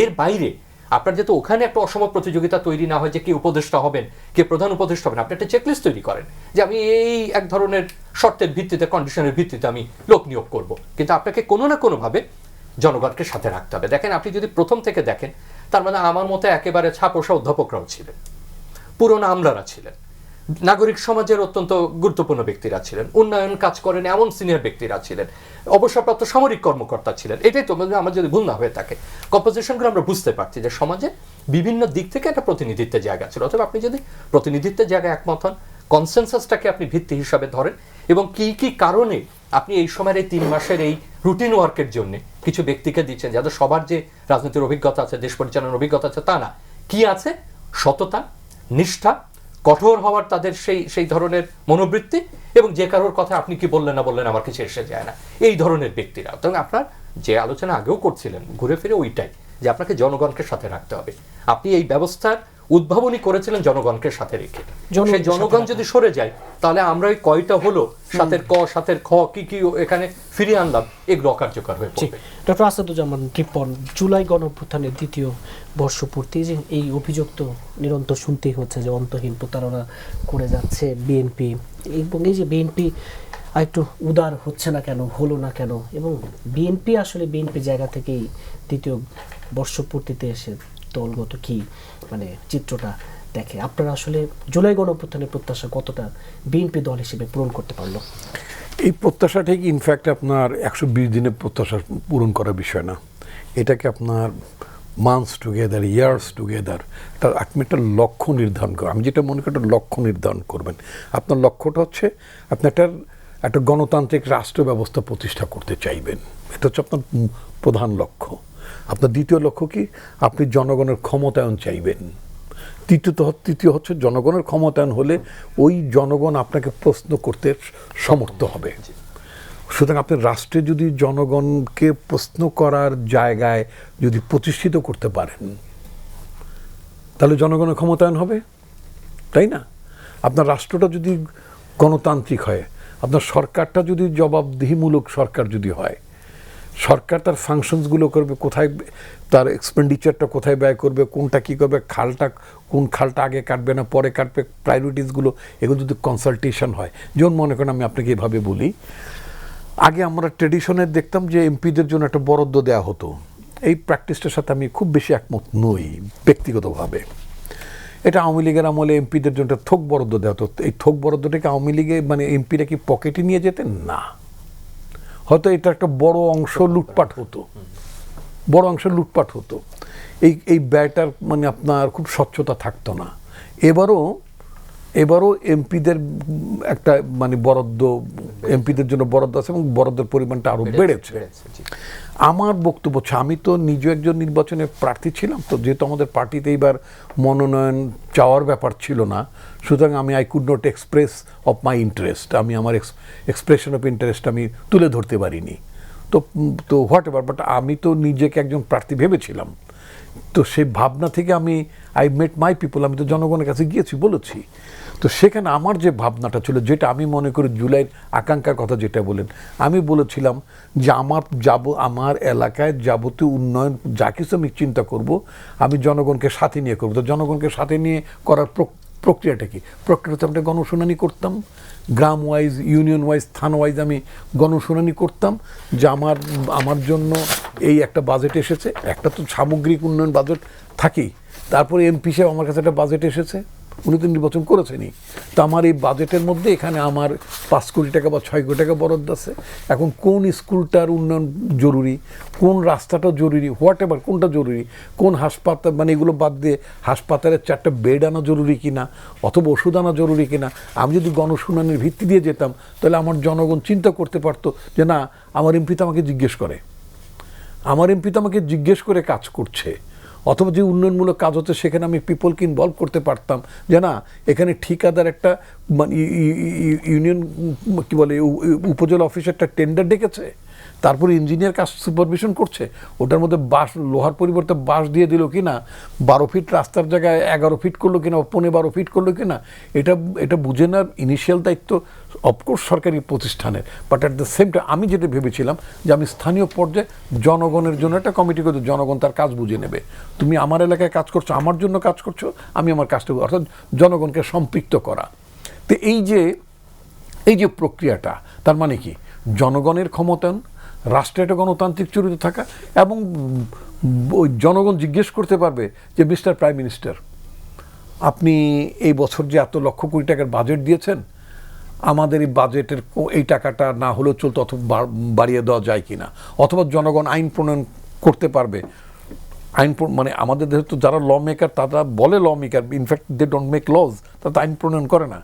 কিন্তু জনগণ কিভাবে আইন প্রণয়নের অংশীদার হতে পারে, প্রক্রিয়া অংশীদার হতে পারে, এই বিষয়গুলো হচ্ছে মানে মোটা দাগে রাষ্ট্রের গণতান্ত্রিক চরিত্র নির্মাণ করা, মোটা দাগে হচ্ছে আপনার একটা জবাবদিহিমূলক সরকার প্রতিষ্ঠা করা, জনগণের ক্ষমতায়ন প্রতিষ্ঠা করা। এগুলো করতে গেলে মিডিয়া ফ্রি হবে, মানে আপনার জুডিশিয়ারি ফ্রি হয়ে যাবে, শিক্ষা ব্যবস্থার আমূল পরিবর্তন হবে, শিক্ষার এটা মানব সম্পদ তৈরি সব কিছু হতে পারে। রাষ্ট্রের চরিত্র যদি গণতান্ত্রিক না থাকে, সরকারি যদি মানে জনবান্ধব না হয়, জবাবদিহিমূলক না হয়, তাহলে পিপলের তো সেই থাকবে না। তা আমি যেটা বলতে চাচ্ছি যে এইটা হচ্ছে মোটা দাগে জুলাইয়ের আকাঙ্ক্ষা। এই জায়গাটাকে আপনি 4 মাসে যেতে পারবেন, আপনি কি 6 মাসে যেতে পারবেন, 1 বছর যেতে পারবেন, যাবেন ধীরে ধীরে যাবেন। যেমন আপনাকে একটা কথা, আজকে একটা সভার মধ্যে বলেছিলাম, মঞ্জু ভাই কথা শুনে হয়তো বলবেন যে আমি আবার রিপিট করছি। যেমন আপনার খেয়াল আছে 2 বছর আগে আমরা যারা বিদ্যুৎ বিল দিতাম, তাই না, তো বিদ্যুৎ বিলের কোনার মধ্যে এক জায়গায় লেখা থাকতো, শেখ মুজিব একটা ছবি দিয়ে থাকতো, আর লিখতো কি, শেখ হাসিনার উদ্যোগ, ঘরে ঘরে বিদ্যুৎ। আচ্ছা, টাকাটা জনগণের, সম্পদটা রাষ্ট্রের, তাই না, কিন্তু উদ্যোগটা ওনার। এই যে ব্যাপারটা, এটা কি ডেমোক্রেটিক? না। আমাদের প্রধানমন্ত্রী তারেক রহমান কি ওই জায়গায় ইচ্ছে করলে মানে জিয়াউর রহমানের ছবিটা লাগিয়ে দিতে পারতেন, অথবা ওনার নামটা বলে দিতে পারতেন যে আমি মানে ফ্যামিলি কার্ডের উদ্যোগ আমার, বা এই কার্ডের উদ্যোগ আমার, বলতে পারতেন? নো। উনি বরং কি বললেন, অ্যাজ প্রাইম মিনিস্টার উনি বললেন যে নো, এই ধরনের বিলবোর্ড, আগে যেভাবে বিলবোর্ডে প্রধানমন্ত্রীর ছবি দিয়ে ওটাই মানে ওইটাই প্রধান ছিল, বাকিগুলো প্রধান ছিল না। উনি বলে যে না, আমার এটা লাগবে না। তারপরে কি করলেন, ম্যাডামের নামে একটা সরকারি প্রতিষ্ঠানের নাম বদলানোর প্রস্তাব আসলো। উনি বলছেন নতুন একটা করো, যদি মনে করো সেখানে করো। ভারতে ইন্দিরা গান্ধীর নামে অনেক কিছু আছে না, রাজীব গান্ধীর নামে আছে তো বাংলাদেশে তো হতে পারে। যারা সরকার চালিয়েছেন, যারা জনগণের কাছে নমস্য ছিলেন, তাদের নামে তো অনেক কিছু হতেই পারে। কিন্তু আগের সরকার সব কিছু নিজের পরিবারের মধ্যে, শেখ রাসেল, শেখ জামাল, শেখ কামাল, শেখ রিয়ানা, শেখ আবেদ আলী থেকে শুরু করে, মানে আবেদ আলী বলে কেউ ছিল কিনা জানি না, আমি একটা প্রসঙ্গ উদাহরণ হিসেবে বললাম। এই যে একটা ব্যাপার স্যাপার ছিল, এই জায়গাটা থেকে তো বেরিয়ে আসা সংস্কৃতি অলরেডি আপনি 4 মাসে দেখতে পাচ্ছেন, তাই না? তো পরিবর্তনটা আপনি দেখতে পাচ্ছেন না তা তো না। এই যে আমাদের বাচ্চারা সংসদ অধিবেশন দেখতে আসছে, আমি তো আমার সময়ের 20 বছর আগে, আমি তো মোটামুটি 73 সালের মানে সংসদ দেখা যায়, আমরা কি তখন তো আমরা ছাত্র ছিলাম, তাই না, তখন তো স্কুলে পড়তাম 73, আমাদের কি কখন এরকম একটা সংসদ অধিবেশন দেখার সুযোগ ছিল না। তো এই যে চেঞ্জেসগুলো আসছে, আমি মনে করি চেঞ্জেসগুলো আসছে প্রধানমন্ত্রীর চলনে, বলনে, আচরণে, এভরিথিং। আমি সেদিন একটা জরিপে পড়লাম যে বাংলাদেশের প্রতি 4 জন মানুষের মধ্যে 3 জন প্রধানমন্ত্রীর ব্যাপারে ইতিবাচক রেটিং দিচ্ছেন তারা, তাই না? তো কেন দিচ্ছেন? বিকজ অফ তার যে ম্যানিফেস্টেশন, এটার জন্য তো দিচ্ছেন। তা আমি যেটা বলতে চাই, মানে আপনার দর্শকদের উদ্দেশ্যে যেটা বলতে চাই, যে উনি তো বলেছেন যে সবার আগে বাংলাদেশ, সবার আগে আমি তো বলিনি, সবার আগে আমার পরিবার বলেনি, সবার আগে আমার বাবা বলেনি, সবার আগে আমার মা তা বলেননি, উনি সবার আগে বাংলাদেশ। একটু আমরা আস্থা রেখে একটু ধৈর্য ধারণ করি। আমার মনে হয় 4 মাসের কথাটা আমরা প্রায় উদাহরণ টানছি যে 4 মাস ইজ নট এনাফ। আমার মনে হয় যে 5 বছর লাগবে না, প্রতি বছরই আপনি বছরে আপনি পরিবর্তনটা দেখতে পাবেন, দৃশ্যমান হবে। জি, মুজিবুর রহমান মঞ্জু, স্থানীয় সরকার প্রতিমন্ত্রী মীর শাহ আলম আজকে স্পষ্ট করেছেন যে প্রধানমন্ত্রী তারেক রহমানের বন্ধু নন, তিনি একজন সাধারণ কর্মী, তবে বগুড়ার মানুষ হিসেবে তার সাথে যোগাযোগ আছে এবং তার ব্যাপারে হোটেল সম্পদ এবং এগুলো নিয়ে এক ধরনের তাকে হেয় প্রতিপন্ন করার চেষ্টা। এই যে এলজিআরই প্রতিমন্ত্রী নিজের অবস্থানটি পরিষ্কার করলেন, আপনি কীভাবে দেখছেন? এটাও কিন্তু জুলাইয়ের অবদান। আমি মঞ্জুবার কাছে ফিউ সেকেন্ডস নেই। এই যে জবাবদিহি করতে হয়, ম্যাটার করে, পিপল ম্যাটার করে, সোশ্যাল মিডিয়া ম্যাটার করে, আপনাকে জবাব দিতে হয়, আপনি জবাবদের ঊর্ধ্বে নন, এটাও জুলাইয়ের অবদান। এটাও যে আপনি আজকে আত্মোপলব্ধির একটা অনুষ্ঠান করেছেন না, এটি হচ্ছে একটা আত্মোপলব্ধি। আপনি এইভাবেই দেখেন? এই প্রশ্নটার উত্তরের আগে আমি আরেকটা কথা বলি, সেটা হলো যে এই যে রিপন ভাই বললেন, ডক্টর মামুন বললেন, বা এদিকে শামীম ভাইও কিছু কথা বললেন যে 4টা মাস সাফিসিয়েন্ট না, এটাতে কোনো দ্বিমত নাই। কিন্তু কনফিউশনটা হলো কেন? এই কনফিউশনটা বিএনপি নিজেই তৈরি করেছে। আমি আপনাকে বলি কীভাবে তৈরি করেছে, আমার যুক্তিটা আপনার পছন্দ হয় কিনা দেখেন। প্রথম যখন আমরা আলোচনা শুরু করি তখন বিএনপি চেয়েছে নির্বাচন, এবং বিএনপির টোন দেখবেন সবসময় বলেছে যে সংস্কার একটা চলমান প্রক্রিয়া, ঠিক আছে? এই কথাটা যখন বলে, মানুষের যে বডি ল্যাঙ্গুয়েজ প্রচারণা, ধরুন আপনি আমাকে দেখে খুব হাসছেন, কিন্তু আপনার বডি ল্যাঙ্গুয়েজ দেখে মনে হচ্ছে ওইটা একটু আর্টিফিশিয়াল বা ওটাতে আন্তরিক না। তখনই আমাদের কাছে মনে হয়েছে যে বিএনপি 31 দফার সংস্কারের কথা বলেছে, সেই বিএনপি এখন তাড়াতাড়ি নির্বাচনটা আগে চাচ্ছে, সংস্কারটাকে সে চাচ্ছে না। এটা আমাদের কনফিউশন তৈরি হচ্ছে। এরপরে দেখেন, যখনই আমরা ঐকমত্য কমিশনের সব বিষয়গুলো নিয়ে এগিয়ে আসছি, বিএনপিকে আমরা দেখেছি তারা সংস্কারের ব্যাপারে আন্তরিক না। তৃতীয় হচ্ছে, আপনি দেখেন যে গণভোট, বিএনপির নেতারাই বলেছেন, যেদিন গণভোট নিয়ে আমাদের ঐকমত্য কমিশনে আলোচনা হচ্ছিল, তখন এই কথাটা আসছিল, বামপন্থীরা তুলেছিল কথাটা যে গণভোট তো আমাদের সংবিধানে নাই। তখন বিএনপি নেতা সালাউদ্দিন আহমেদ সেখানে বলেছেন যে গণভোট করা যাবে না, এই ধরনের কথাও তো নাই। গণভোট তো অলওয়েজ, গণভোটটা কি জিনিস? গণভোট হচ্ছে জনগণের সম্মতি। জনগণের সম্মতির ভিত্তিতেই তো যেটা আগে যেটা 90 হতো, যেটা ডক্টর শামীম বলেছেন যে কনসেনসাস ইজ ইম্পর্টেন্ট। আমাদের সংবিধানটা কি? এটা তো ডকুমেন্টস অফ কনসেনসাস, যে আমরা সবাই একমত 5 বছর থাকবে, 5 বছর আর এটা তো আমাদের একটা সম্মতি। তৃতীয় হচ্ছে দেখেন, এই বিএনপি আবার বলছে এই গণভোট, এখন এসে বলছে গণভোট সংবিধানে নাই, আবার বলছে আমরা বাধ্য হয়ে ইলেকশন পাবো না দেখে এক ধরনের নেগোসিয়েশন প্রসেসে আমরা এটা মানতে বাধ্য হয়েছি, কনফিউশন তৈরি হচ্ছে। আমরা এই কনফিউশন গুলোই আমাদের মধ্যে তৈরি হচ্ছে। মানে আপনি অনাস্থাটা তৈরি হয়েছে এই জায়গায় যে আপনি তো কথা থেকে নড়ে যাচ্ছেন। আচ্ছা, দ্বিতীয় এবার আসি, শাহ আলম সাহেবের কথাটা আসি। সেটা হলো, প্রথম থেকে যখন কেউ আনঅফিসিয়ালি বলছে, এটা অফিসিয়ালি কেউ ক্লেম করেন নাই যে উনি তারেক রহমানের বন্ধু, কিন্তু এটা হাওয়ায় বাতাস, সামাজিক যোগাযোগ, যেহেতু দুজনের বাড়ি। আমার কাছে এটা প্রথম থেকে কনফিউশন লাগতো যে তারেক রহমান তো বগুড়ায় বড় হন নাই, বগুড়ায় পড়াশোনা করেন নাই। আর মীর শাহ আলম সাহেব, আমি যতটুকু শুনেছি যে উনি একদম গ্রামের ইউনিয়ন পরিষদ, ওখানে বেশ প্রভাবশালী পরিবারের সন্তান। তো এখন বন্ধুত্ব তো, আবার আমি যদি বন্ধুত্ব বলি তাহলে উনি কি তারেক রহমানের শত্রু তো না। বন্ধুত্ব তো ধরেন আমি আর রিপন ভাই তো বন্ধু, সেই বন্ধুত্ব এমন না যে আমরা ক্লাসমেট, সেই বন্ধুত্ব এমন না যে আমরা সমবয়সী। সেই বন্ধুত্বটা হচ্ছে আমাদের রাজনৈতিক উদারতার একটা জায়গায় আমাদের মধ্যে বন্ধুত্ব আছে। আমরা এখানে যে শামীম ভাইয়ের সাথে আমার হয়তো একটু সম্পর্কটা কম, কিন্তু ওই বাকি দুজন তো আমরা একে অপরকে বন্ধু বলতে পারি। এটা বয়সের যদি বলে কম, তাহলে তোমার রেটিং কমে যাবে। আমাদের মধ্যে একটু যোগাযোগটা বেশি ছিল বলে সেটার কারণে বলছি। কথা হচ্ছে, রাজনৈতিকভাবে অনেক ধরনের রেটরিক তৈরি করা হয়। মীর শাহ আলম সাহেবের যেই অবস্থাটা আমি যেটা শুনেছি বা দেখেছি, যে উনি একটু ডেসপারেট টাইপের লোক, উনি ইউনিয়ন পরিষদ ইলেকশন করেছেন। আরও শুনে অবাক হলাম যে উপজেলা ইলেকশনে উনি বিএনপির বিদ্রোহী প্রার্থী ছিলেন। ঠিক আছে, বিদ্রোহী প্রার্থী হয়ে প্রায় লাখখানেক ভোট পেয়ে তিনি নির্বাচিত হয়েছেন, এ ধরনের একটা কথা শুনলাম। তো সেরকম একটা লোক আবার এখন বিএনপির খুব, মানে ওনাকে আবার যখন ওই যে স্বরাষ্ট্রমন্ত্রী সাহেব বিভিন্ন মিটিংয়ে যায় বলেন উনি খুব পাওয়ারফুল প্রতিমন্ত্রী, এগুলো খুনসুটির ব্যাপার নিয়ে আলোচনাগুলো প্রসারিত হয়। তবে এটা ধন্যবাদ যে উনি এটা ক্লিয়ার করেছেন, এবং তাহলে যেটা হবে, এখন আর ওই গুঞ্জনটা, বাইরের আলোচনাটা থাকবে না। আমি মনে করি রিপন ভাইয়ের সাথে আমি একমত যে যার ব্যাপারে যে কোনো কথা আসবে তিনি যদি এটা পরিষ্কার করেন সবাই থেকে, এটা খুব ভালো হয় এবং এই প্র্যাকটিসটা হওয়া উচিত আমি মনে করি।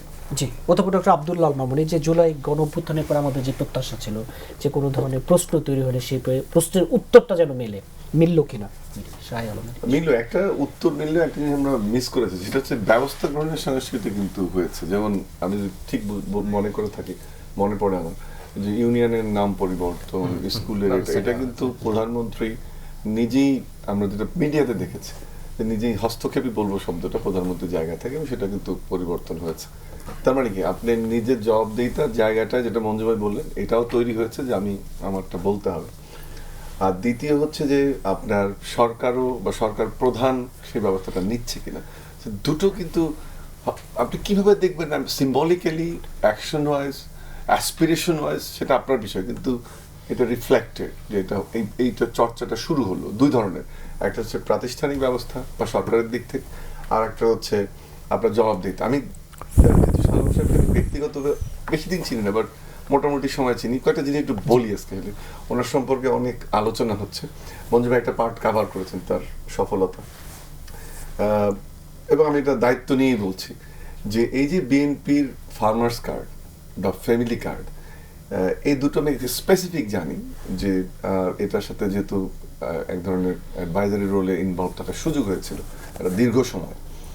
এই যে আমাদের বিভিন্ন যারা এটাতে কন্ট্রিবিউট করেছে, বিভিন্ন সেক্টরের মানুষ, তাদের কোঅর্ডিনেশনের দায়িত্বটা কিন্তু এই দুটি ক্ষেত্রেই উনি পালন করেন। আমরা অনেক তখন মিটিং করেছি এগুলো নিয়ে, ইনক্লুডিং অনারেবল প্রাইম মিনিস্টার এখন, এবং সেখানে পুরো কোঅর্ডিনেশনের দায়িত্ব, সেটা কিভাবে হবে না হবে, কিভাবে এবং মাঠ পর্যায়ে এগুলোর কিছু সার্ভে হয়েছিল তখন বিভিন্ন ডিস্ট্রিক্টের, উত্তর অঞ্চলে, পার্বত্য অঞ্চলে, দক্ষিণাঞ্চলে, এবং এটাও কিন্তু উনি এই কোঅর্ডিনেশনের কাজটা করেছিলেন এবং তখন প্রধানমন্ত্রীর নির্দেশনা আমাদের সাথে কোঅর্ডিনেশনটা করতে।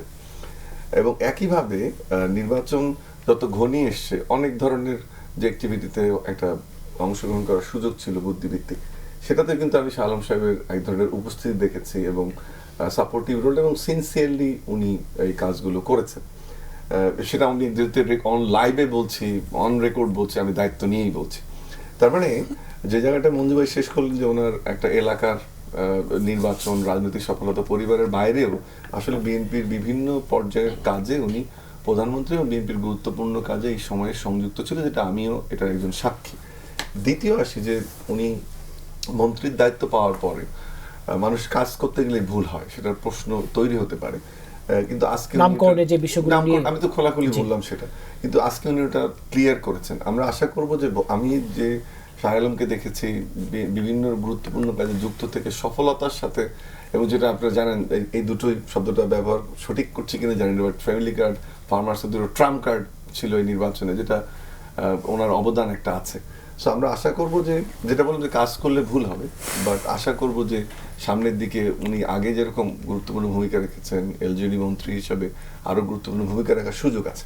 আর একটা জিনিস হচ্ছে যে, যেহেতু আমি বললাম যে লাইভ দেখেছি, তখন জুমে মিটিংগুলো হতো, যে বন্ধু ছিলেন এটা আমার কখনো মনে হয়নি, বরং আচার আচরণের যে আড়ষ্টতা, আদব কায়দা, প্রধানমন্ত্রীর সঙ্গে স্ক্রিনে যে ব্যবহার বা ফিজিক্যালি মিটিং আমি দেখেছি, সেটা কিন্তু আমার কখনোই বন্ধু সুলভ মনে হয়। এখন ওনার সাথে প্রধানমন্ত্রী এক ধরনের সম্পর্ক থাকবে, যদি কাজ করতে গিয়ে আমাদের সাথে এক ধরনের থাকবে শিক্ষক হিসেবে, আরেকজনের সঙ্গে থাকবে, কিন্তু এলাকার মানুষ, আসনের মানুষ বা তার ওই অঞ্চলের মানুষ, কিন্তু আমি এরকম কোনো ধরনের বন্ধুত্ব সুলভ ব্যবহার বা এরকম কোনো কিছুই অন অ্যান্ড অফ স্ক্রিন, মানে আমি জুমের কথা বলছি, বা ফিজিক্যালি আমি দেখিনি। তার মানে এটা এই যে অনলাইনে এগুলো অপপ্রচার চালানো, যেটা উনি আজকে ভেঙে দিয়েছেন, সেটি ভালো হয়েছে। আর একটু যেটা বলছেন যে আমরা আরো ওনাকে কর্মোদ্যমী দেখতে চাই, আরো সফলতা কামনা করি, আজকের পর থেকে আমরা আশা করবো যে এই ধরনের ডিবেটগুলোর পরিসমাপ্তি ঘটবে। জি, অধ্যাপক doctor S M Shamim Reza, যে এই ডিবেটটার আরো আগেই কি পরিসমাপ্তি দরকার ছিল কিনা, অবস্থান পরিষ্কার করে? বাঙালি সবাই সবার আত্মীয়, তো এই আলোচনার সময় আমি একটা তালিকা করছিলাম, তাতে দেখলাম যে অন্তত জনা 5 মন্ত্রী বা প্রতিমন্ত্রীর সাথে হয় আমার ভাই সম্পর্ক বা তুমির সম্পর্ক, আর উপদেষ্টা বিশেষ এরকম যদি ধরি তাহলে এই তালিকা আরো লম্বা। এর মধ্যে বিশেষ করে আপনি যে পেশে আছেন তার সঙ্গে যারা বিশেষ করে ইউনুসের সময়, তাহলে তো ছাত্র সবাইকে আমি কি বলবো আমি তোমাকে খাতায় এই নম্বর এত দিয়েছিলাম সি না কত, এটা বলা যায় না। আমাদের ব্যক্তি জীবন একটা আছে, আমাদের পেশাগত জীবন আছে, আমাদের আনুষ্ঠানিক সম্পর্ক আছে, আমাদের অনানুষ্ঠানিক সম্পর্ক আছে। বাঙালি সবাই আমরা ভাই বলতে পছন্দ করি সবাইকে, মামা চাচা, এগুলো আমাদের স্বাভাবিক বিষয়। এটাকে আপনি কোন প্রেক্ষিতে ফেলবেন তার উপরে নির্ভর করে। আর বন্ধুর আবার ব্যাপক অর্থ আছে, যেমন ধরুন পল্লী বন্ধু এরশাদ, নিজের নাম নিয়ে দিলেন পল্লী বন্ধু এরশাদ। এখন উনি কোন পল্লীর বন্ধু ছিলেন, পল্লীর কে ওনার গলায় মালা দিয়ে বন্ধু বলেছে আমাদের জানা নেই। কোন পল্লীর মানে? ওনার নাম ছিল পল্লী বন্ধু এরশাদ। আবার যেমন ধরুন, মানে আপনি কোনো বিশেষ পল্লীর কথা বলতে চাচ্ছেন না? আবার যেমন ধরুন, আপনি যদি এটা থেকে খুব সিরিয়াস ঐতিহাসিক নোটে চলে যান, দেশবন্ধু চিত্তরঞ্জন দাস, অনেক বড় শ্রদ্ধেয় নাম, সেটা তো স্পেসিফিক আছে, সেটা বিরাট নাম, এটা নজরুলের কবিতা গান। কোন পল্লী বলাতে উনি ওটাকে না, আমরা যদি সিরিয়াস থাকি, এখন এগুলো পদবিতে এক ধরনের বন্ধু, এখন প্রত্যেকের বন্ধু ভাবতে পারে। আমি অন্য সিরিয়াস নোটে যাই। ডেভিড কোয়েন, যিনি প্রচুর পৃথিবীর উন্নয়ন সহযোগীদেরকে অ্যাডভোকেসি শেখাতেন, কোয়েন বিল ক্লিন্টনের অনানুষ্ঠানিক উপদেষ্টা ছিলেন। তো কোয়েন একবার আমাকে বলছিলেন যে বিল ক্লিন্টন তার ছেলেবেলার বন্ধুদের ফোন করেন, তার যারা স্কুল কলেজের বন্ধুদের সঙ্গে যোগাযোগ আছে। উদ্দেশ্য হলো তিনি একটা নির্দিষ্ট সময় তাদেরকে জানতে চান যে আমি এই কাজটা করেছি, তোমরা কি মনে করো। কারণ আমার চারপাশে যারা থাকে তারা তো আমাকে বিভ্রান্ত করতে পারে, সামরিক বেসামরিক বিভিন্ন বড় বড় মানে পৃথিবীর সবচেয়ে শক্তিশালী লোক। তো স্কুলের বন্ধুরা নাকি তাকে বুঝুক বা না বুঝুক, দেখো ক্লিন্টন বিল এটা বাস্তবতাটা বোঝাতে, হ্যাঁ এটা ঠিক আছে, ওটা ঠিক আছে। এই অনুশীলন আমার তো কোহেন বেঁচে নাই, থাকলে হয়তো উনি সার্টিফাই করতে পারতেন। অনেক বড় মানুষের উদ্ধৃতি দিচ্ছে, হয়তো আমারটা আপনি নাও নিতে পারেন। এইটা থেকে আমি এই জায়গাতে আসি, বন্ধু কেউ থাকতেই পারে, কিন্তু যখন দেশের প্রধানমন্ত্রী দেশের গুরুত্বপূর্ণ জায়গায়, তখন এই সম্পর্কের মধ্যে একটা লাইন অফ ডিমার্কেশন থাকা প্রয়োজন। আবার একই সঙ্গে প্রধানমন্ত্রী আস্থাভাজন ব্যক্তি থাকা প্রয়োজন পড়ে, যাদেরকে তিনি বন্ধু মনে করতে পারেন, যাদেরকে তিনি আস্থাভাজন মনে করতে পারেন। কিন্তু এই সম্বোধনের কারণে, পাবলিকলি এটা আসার কারণে যদি ক্ষতি হয়, তাহলে যে কথা সবাই বললেন যে সেটা স্পষ্ট করে দেওয়া ভালো, যেটা তিনি আজকে স্পষ্ট করলেন যে আমি এটার সঙ্গে না। কিন্তু আমি এটাও বলবো, প্রধানমন্ত্রীর বন্ধু প্রয়োজন হয়, উপদেশের জন্য প্রয়োজন হয়, সঠিক কথা শোনানোর জন্য প্রয়োজন হয়, ভুল ধারণার জন্য প্রয়োজন হয়। মানে ব্যাপারটা এরকম না ওই যে প্রদীপ মোমবাতির যে আছে, যে ভাই বলে ডাকো, যদি দেবো গলা টিপে, যে তুই আমাকে ভাই বলে ডাকলি কেন? ভাই বলতেই পারে, কেউ কাউকে বন্ধু মনে করতে পারে, কিন্তু যেটা ডক্টর মামুন বললেন, প্রত্যেকেই যেটা বললেন, যে এর একটা সীমারেখা থাকা উচিত এবং আনুষ্ঠানিক অনানুষ্ঠানিক একটা বিষয় থাকা উচিত। এবং যদি কোনো ভুল বোঝাবুঝি হয়, কারণ যে ব্যক্তিকে নিয়ে আলোচনা হচ্ছে তার কিছু কাজ দৃষ্টিকটু ঠিক আছে, ভালো লাগেনি আমাদের কাছে, এবং সেটা প্রধানমন্ত্রীর অন্য বিষয়গুলোকে বিতর্কিত করতে পারে। তো অতি উচ্ছ্বাস কারো কারোর মধ্যে থাকে, আমি ওনাকে বলে বলছি না, যে কারোর মধ্যে এটা সংযত করা এবং ব্যাখ্যা দিয়ে বাকিদেরকে বিপদমুক্ত রাখা এবং সমালোচনার বাইরে রাখা, এটাই আমাদের। ডক্টর আসাদুজ্জামান রিপন, স্থানীয় সরকার প্রতিমন্ত্রী এই নিজের অবস্থান ব্যাখ্যাটা আরো কিছুদিন আগে হলে সরকারকে আরো কিছুটা কম সমালোচনার মুখে পড়তে হতো কিনা? এটা নিয়েও আমার আলোচনা করতে হবে, ওনাকে নিয়েও। তো যাই হোক, আমি তো মানে যেটা আলোচনার শুরুতে বলেছিলাম, সেটা হচ্ছে যে আপনার অ্যাকাউন্টেবিলিটি ইজ ভেরি ইম্পর্টেন্ট, এটা সবার জন্য প্রযোজ্য। তো উনি এটা নিয়ে মিডিয়াতে আলোচনা হচ্ছিল, আই আন্ডারস্ট্যান্ড তিনি এটা উপলব্ধি করেছেন যে তাকে নিয়ে আলোচনা হয়, এবং আলোচনাটা যে ইতিবাচক না সেটা হয়তো তিনি বুঝেছেন, আলোচনাটা যে নেতিবাচক সেটা তিনি উপলব্ধি করেছেন। সেই উপলব্ধি থেকে উনি যদি একটা ব্যাখ্যা দিয়ে থাকেন, আমরা তো এটা ইতিবাচকভাবে দেখতে পারি, তাই না? এবং এটা তো মানে বিউটি অফ ডেমোক্রেসির একটা অংশ হতে পারে, তাই না? একটা শাসক দলের সংসদ সদস্য মন্ত্রী পরিষদে আছেন, পাবলিকলি তাকে যেভাবে ভাবা হোক, প্রভাবশালী বন্ধু ইত্যাদি যেটি হোক না, এগুলো কোনোটাই আমার জানা নেই। আমি তো সরকারের মানে অংশ নই, এগুলোর কোনো মানে ওনার মতো আমার প্রত্যক্ষ করার বিরল সৌভাগ্য আমার হয়ে ওঠেনি। তো আমি একজন নাগরিক হিসেবে সবটাই আমার মানে পত্রপত্রিকায় দেখা, ওনার বক্তব্য পত্রপত্রিকায় দেখা, ওনার সম্পর্কে নেতিবাচক মন্তব্য সেটা পত্রপত্রিকায় দেখা। কিন্তু আবার উনি যেটা মন্তব্য করেছেন, ক্লারিফাই করেছেন, এটা অত্যন্ত ওয়াইজ কাজ করেছেন। আমি এটাকে খুবই পজিটিভলি দেখতে চাই, এবং আমি মনে করি এখান থেকে অন্যদের জন্য একটা দৃষ্টান্তমূলক শিক্ষার ব্যাপার আছে। অন্যরাও মানসিকভাবে প্রস্তুত থাকুন যে এখন যেই যুগটি 5ই অগাস্টের পরে পিনটা পড়ে গেল টেবিল থেকে, সেইটা পড়তে কতটুক গতিবেগে পড়েছে সেটাও কিন্তু মানুষ নজরে রাখে, প্রতিটি শব্দ মানুষ নজরে রাখে। আমি মানুষের কি বলে তার টেলিস্কোপের বাইরে নই, তার পরিবীক্ষণের বাইরে নই, এটা যারা দায়িত্বশীল জায়গায় আছেন তাদের সেটা ভাবা উচিত। এবং তাদের এটাও ভাবা উচিত যে যেহেতু আমি ওই নজরদারির কথাটা, আমি নজরদারি শব্দটা বলছি না, কিন্তু নজরে আছি, তাই না? সুতরাং আমাকে নিয়ে মানুষ আলোচনা করতে পারে, এবং এই ধরনের একটি ব্যাখ্যার পরিপ্রেক্ষিতে যাদের মধ্যে ভুল বুঝাবুঝি ছিল তাদের ভুল বুঝাবুঝি ভাঙবে। যেমন মঞ্জু ভাই মানে তিনি তার সম্পর্কে একটা ব্যাখ্যা দিলেন, উনি তার সম্পর্কে একটা ব্যাখ্যা দিলেন, এর মধ্য থেকে people got a kind of impression about him. আমার তো কোনো ইমপ্রেশনই নেই, পরিষ্কার হয়ে গেল, তাই না? তা আমি শুধুমাত্র মানে as per news paper reports, as per media reports করে একটা, আপনি যেহেতু আপনার কিছু সময় আপনি নষ্ট করতে চাইলেন, সেজন্য আমি এখানে কিছু সময় দিলাম আর কি। যে একটি বিষয়ে 4 জনের মন্তব্য অনুষ্ঠান শেষ করবো। মুজিবুর রহমান মঞ্জু, আপনারা জানি যে গত 4 দিনে পাহাড় ধসে চট্টগ্রাম, পার্বত্য চট্টগ্রাম, কক্সবাজার এরই মাঝে এটা নিয়ে আমার না দিকেইতেন হয়েছে, এবং এই সংখ্যাটা আরো বাড়তে পারে। প্রশ্নটা আপনার কাছে এইভাবে রাখতে চাই, জলাবদ্ধতা বলি, যদি চট্টগ্রামের গত 2 দিন ধরে এই জলাবদ্ধতা বলি, পাহাড় ধস বলি, প্রতিবার হয়, আলোচনা করে নানা উন্নয়ন প্রকল্প নেওয়া হয়, হাজার হাজার কোটি টাকার প্রকল্প দেখি, আসলে দিন শেষে তো বাস্তবতায় কিছুই। চট্টগ্রাম শহর কেন্দ্রিক যেটা একটা পার্মানেন্ট ক্রাইসিস আছে, প্রবলেম আছে, সেটা হচ্ছে চাকতাই খাল, এটাকেও যেরকম যে বলা হয় না, হোয়াংহো নদীর দুঃখ, আর ওটা হচ্ছে চট্টগ্রামের দুঃখ, চাকতাই খাল। এটা পুরো শহরে জালের মতো ছড়িয়ে আছে এবং বহু জায়গায় খাল দখল হয়ে গেছে, বহু জায়গায় খাল ভরাট হয়ে গেছে, এগুলোর জন্য ড্রেনেজ সিস্টেম ফেল করছে। সমস্যা হচ্ছে প্রত্যেক বছরই সিটি কর্পোরেশন এবং আমাদের যে পানি উন্নয়ন বোর্ড, এই যে যত রিলেটেড মন্ত্রণালয় আছে প্রত্যেকেই এখানে প্রচুর টাকা বরাদ্দ করে, কিন্তু এখানে প্রচুর টাকা নয় ছয় হয়। প্রচুর টাকা আওয়ামী লীগ আমলেও হয়েছে, এখনকার সময়েও আমরা দেখি সিটি কর্পোরেশন এবং আমাদের মন্ত্রণালয়গুলো সবসময় এসে বলে যে এবারে জলাবদ্ধতা দূর করার জন্য তারা ব্যাপক কর্মসূচি হাতে এবার আবার নিয়েছে। বলতে শুনেছি আগামী ফেব্রুয়ারি নাগাদ সব ঠিক তো হয়ে এইটা আমরা অতীতে অন্তত আমার নিজেই দেখা শোনা অন্তত 3-4 বার শুনেছি আমি, যতবারই যারা মেয়র হন তারা একই কথা বলেন। তো বাস্তবতা হচ্ছে, এবং শেষ পর্যন্ত আপনি হয়তো জানেন যে এখন সেখানে সেনাবাহিনীকে ইনভলভ করে কিছু কার্যক্রম হাতে নেওয়া হয়েছে। আমাদের দেশে যেটা হয়, যখন সবাই মানে ফেল করে তখন সেনাবাহিনীর উপর গিয়ে চড়ায়, এবং সেনাবাহিনীরাও কিছু কিছু ক্ষেত্রে দুর্নীতির সাথে জড়িত হয়ে যায়। সমস্ত মানে মাফিয়া চক্রটা এমনভাবে মানে সেখানে ইনভলভ।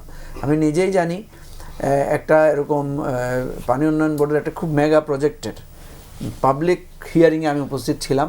তো সেখানে সবাই আমাকে এসে বলছে, ভাই বলেন যে এই টেন্ডারটা সেনাবাহিনীকে দেওয়ার জন্য। তো আমি তো আর তো কিছু বুঝলাম না, যেহেতু আমরা পিপলের রাজনীতি করি। আমি সেখানে দাবি তুললাম সবার পক্ষ থেকে যে আপনারা সবাই আমাকে বলছে যে এই কাজটা যদি সেনাবাহিনীকে দিয়ে করানো হয় খুবই ভালো হয়।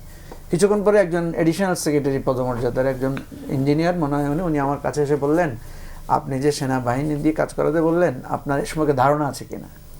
আমি বললাম যে কী ধারণা? আমার এমন ধারণা আছে সেনাবাহিনীরা ভালো কাজ করে। উনি বলছে সেনাবাহিনী তো আসলে কোনো কাজ করে না, সেনাবাহিনী আবার তারা একজন সাব কন্ট্রাক্টর এনগেজ করে, ওরা জাস্ট টেক কেয়ার করবে। তো এটা তো আরেকটা সেকেন্ড লেয়ার তৈরি করার পরামর্শ দিচ্ছে। হাতে সময় নেই, তাহলে এই সমস্যার সমাধান আমার কোথায় দেখছেন? সমস্যার সমাধানের জায়গা হচ্ছে, মানে কথা তো খুবই ফরম্যাটেড, আপনি দুর্নীতি দূর করে এটার একটা পার্মানেন্ট সলিউশনের জায়গা থেকে, এবং যেহেতু এই সরকার খাল খননের দিকে গুরুত্ব দিচ্ছে, আমি মনে করি প্রত্যেকটা শহরের এই জলাবদ্ধতা নিরসনের জন্য ড্রেনেজ সিস্টেমটাকে সিরিয়াস লেভেলে ইম্পর্টেন্স দেওয়া দরকার। এটা কোনো অংশে খাল খননের চাইতে কম গুরুত্বপূর্ণ না। এটার জন্য একদম জিরো টলারেন্সে এবং দুর্নীতি কিভাবে কমিয়ে কাজটা করা যায় এটাকে প্রায়োরিটি দিতে হবে। অধ্যাপক ডক্টর আব্দুল আল মামুন, এই যে আজকেই প্রধানমন্ত্রী তারেক রহমান বলছেন যে বন উজাড় এবং পাহাড় কাটার বিরুদ্ধে কঠোর অবস্থান, কিন্তু এই দুটো ক্ষেত্রে আমরা দীর্ঘদিন ধরে রাজনৈতিক ছত্রছায়া এই কাজগুলো করার প্রবণতা দেখেছি। এখান থেকে আসলে বেরিয়ে আসা কতটা চ্যালেঞ্জিং?